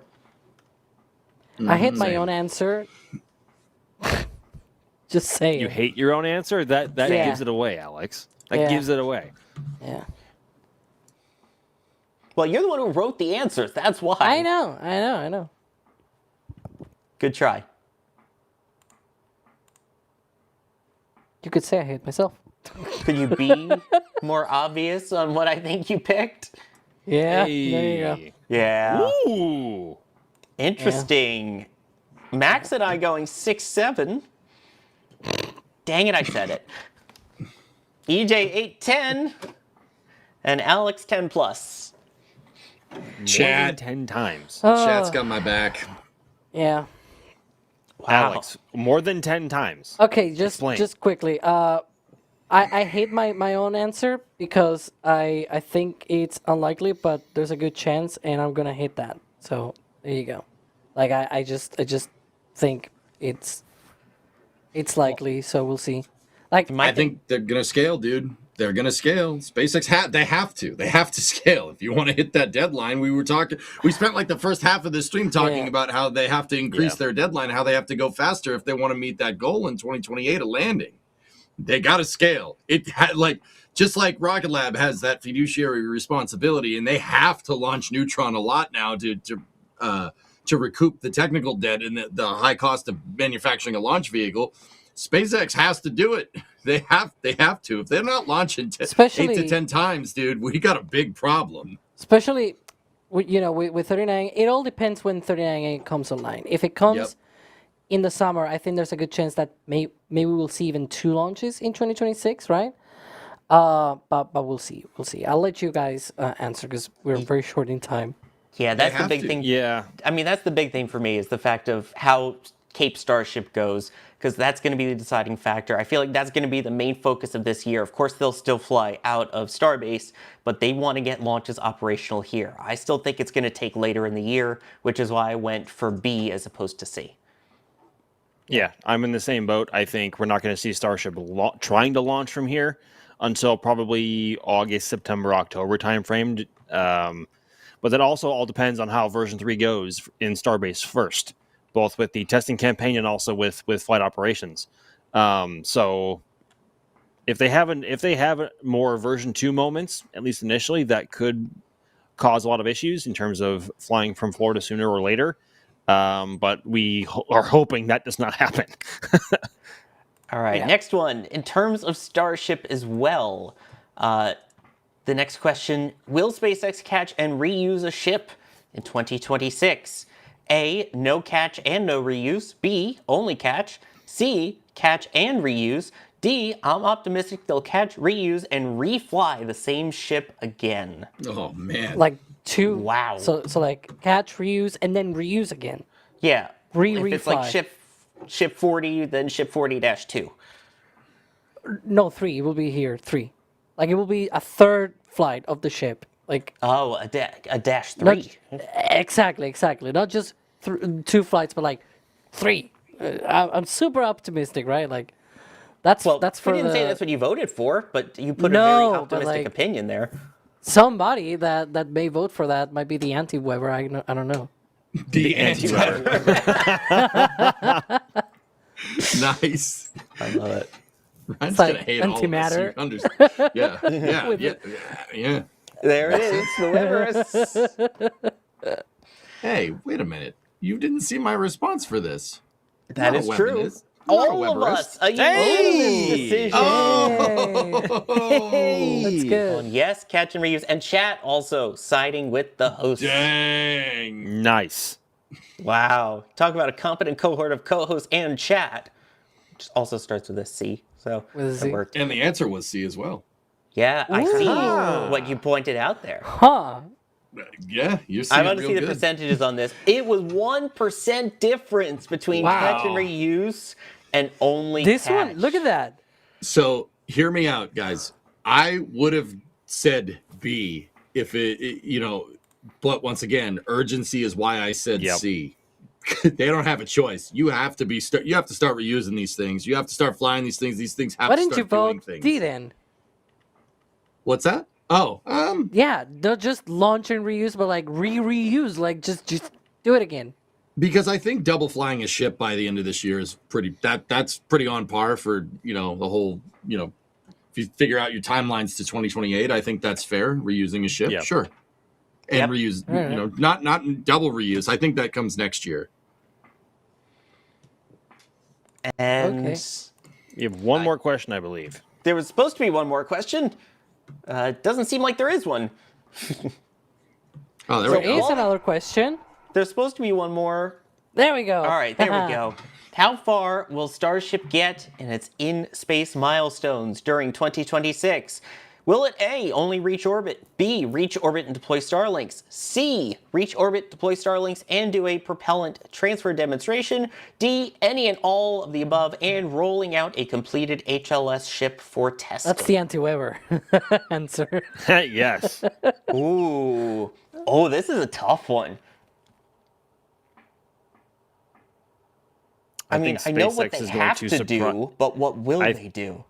I think SpaceX is going to surprise a lot of people this year in a good way.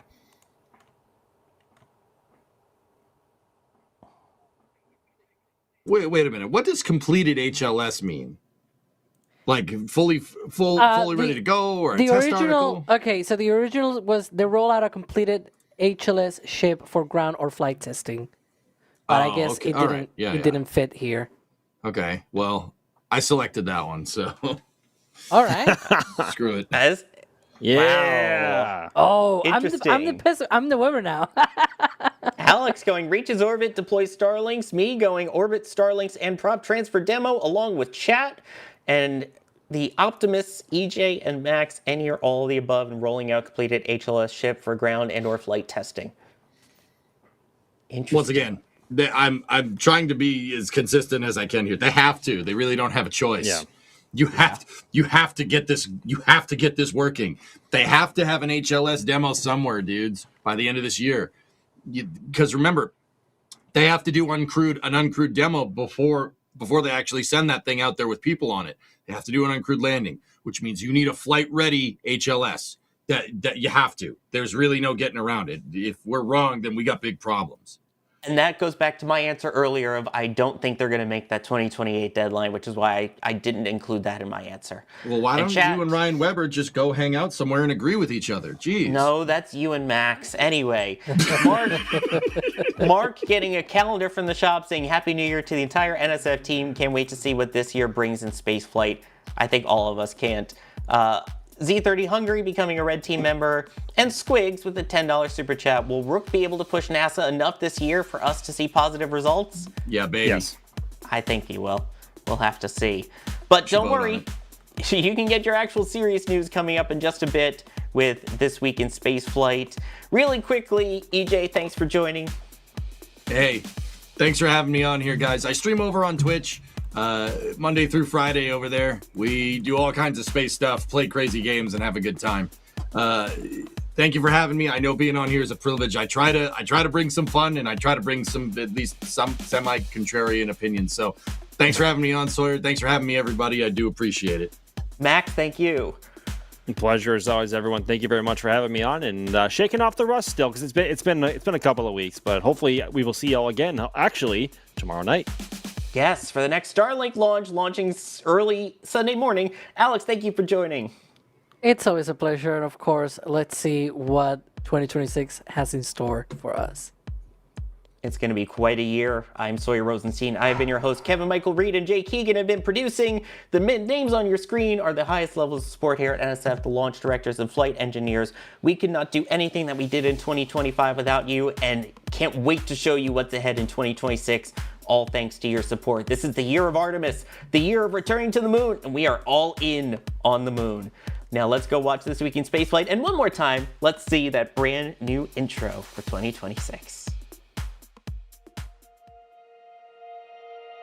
And here we go.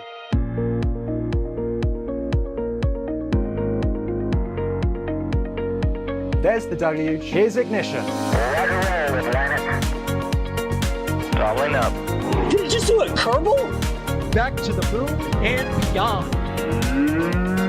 Put that in the big bag, Jingle. Back at home, we all have a lot of work to do, but from here, it sure looks like a perfect world. Propulsion continues to be nominal. We did have an observation. Equalize. 343 unfolds to go. It's orange. Water towers can fly!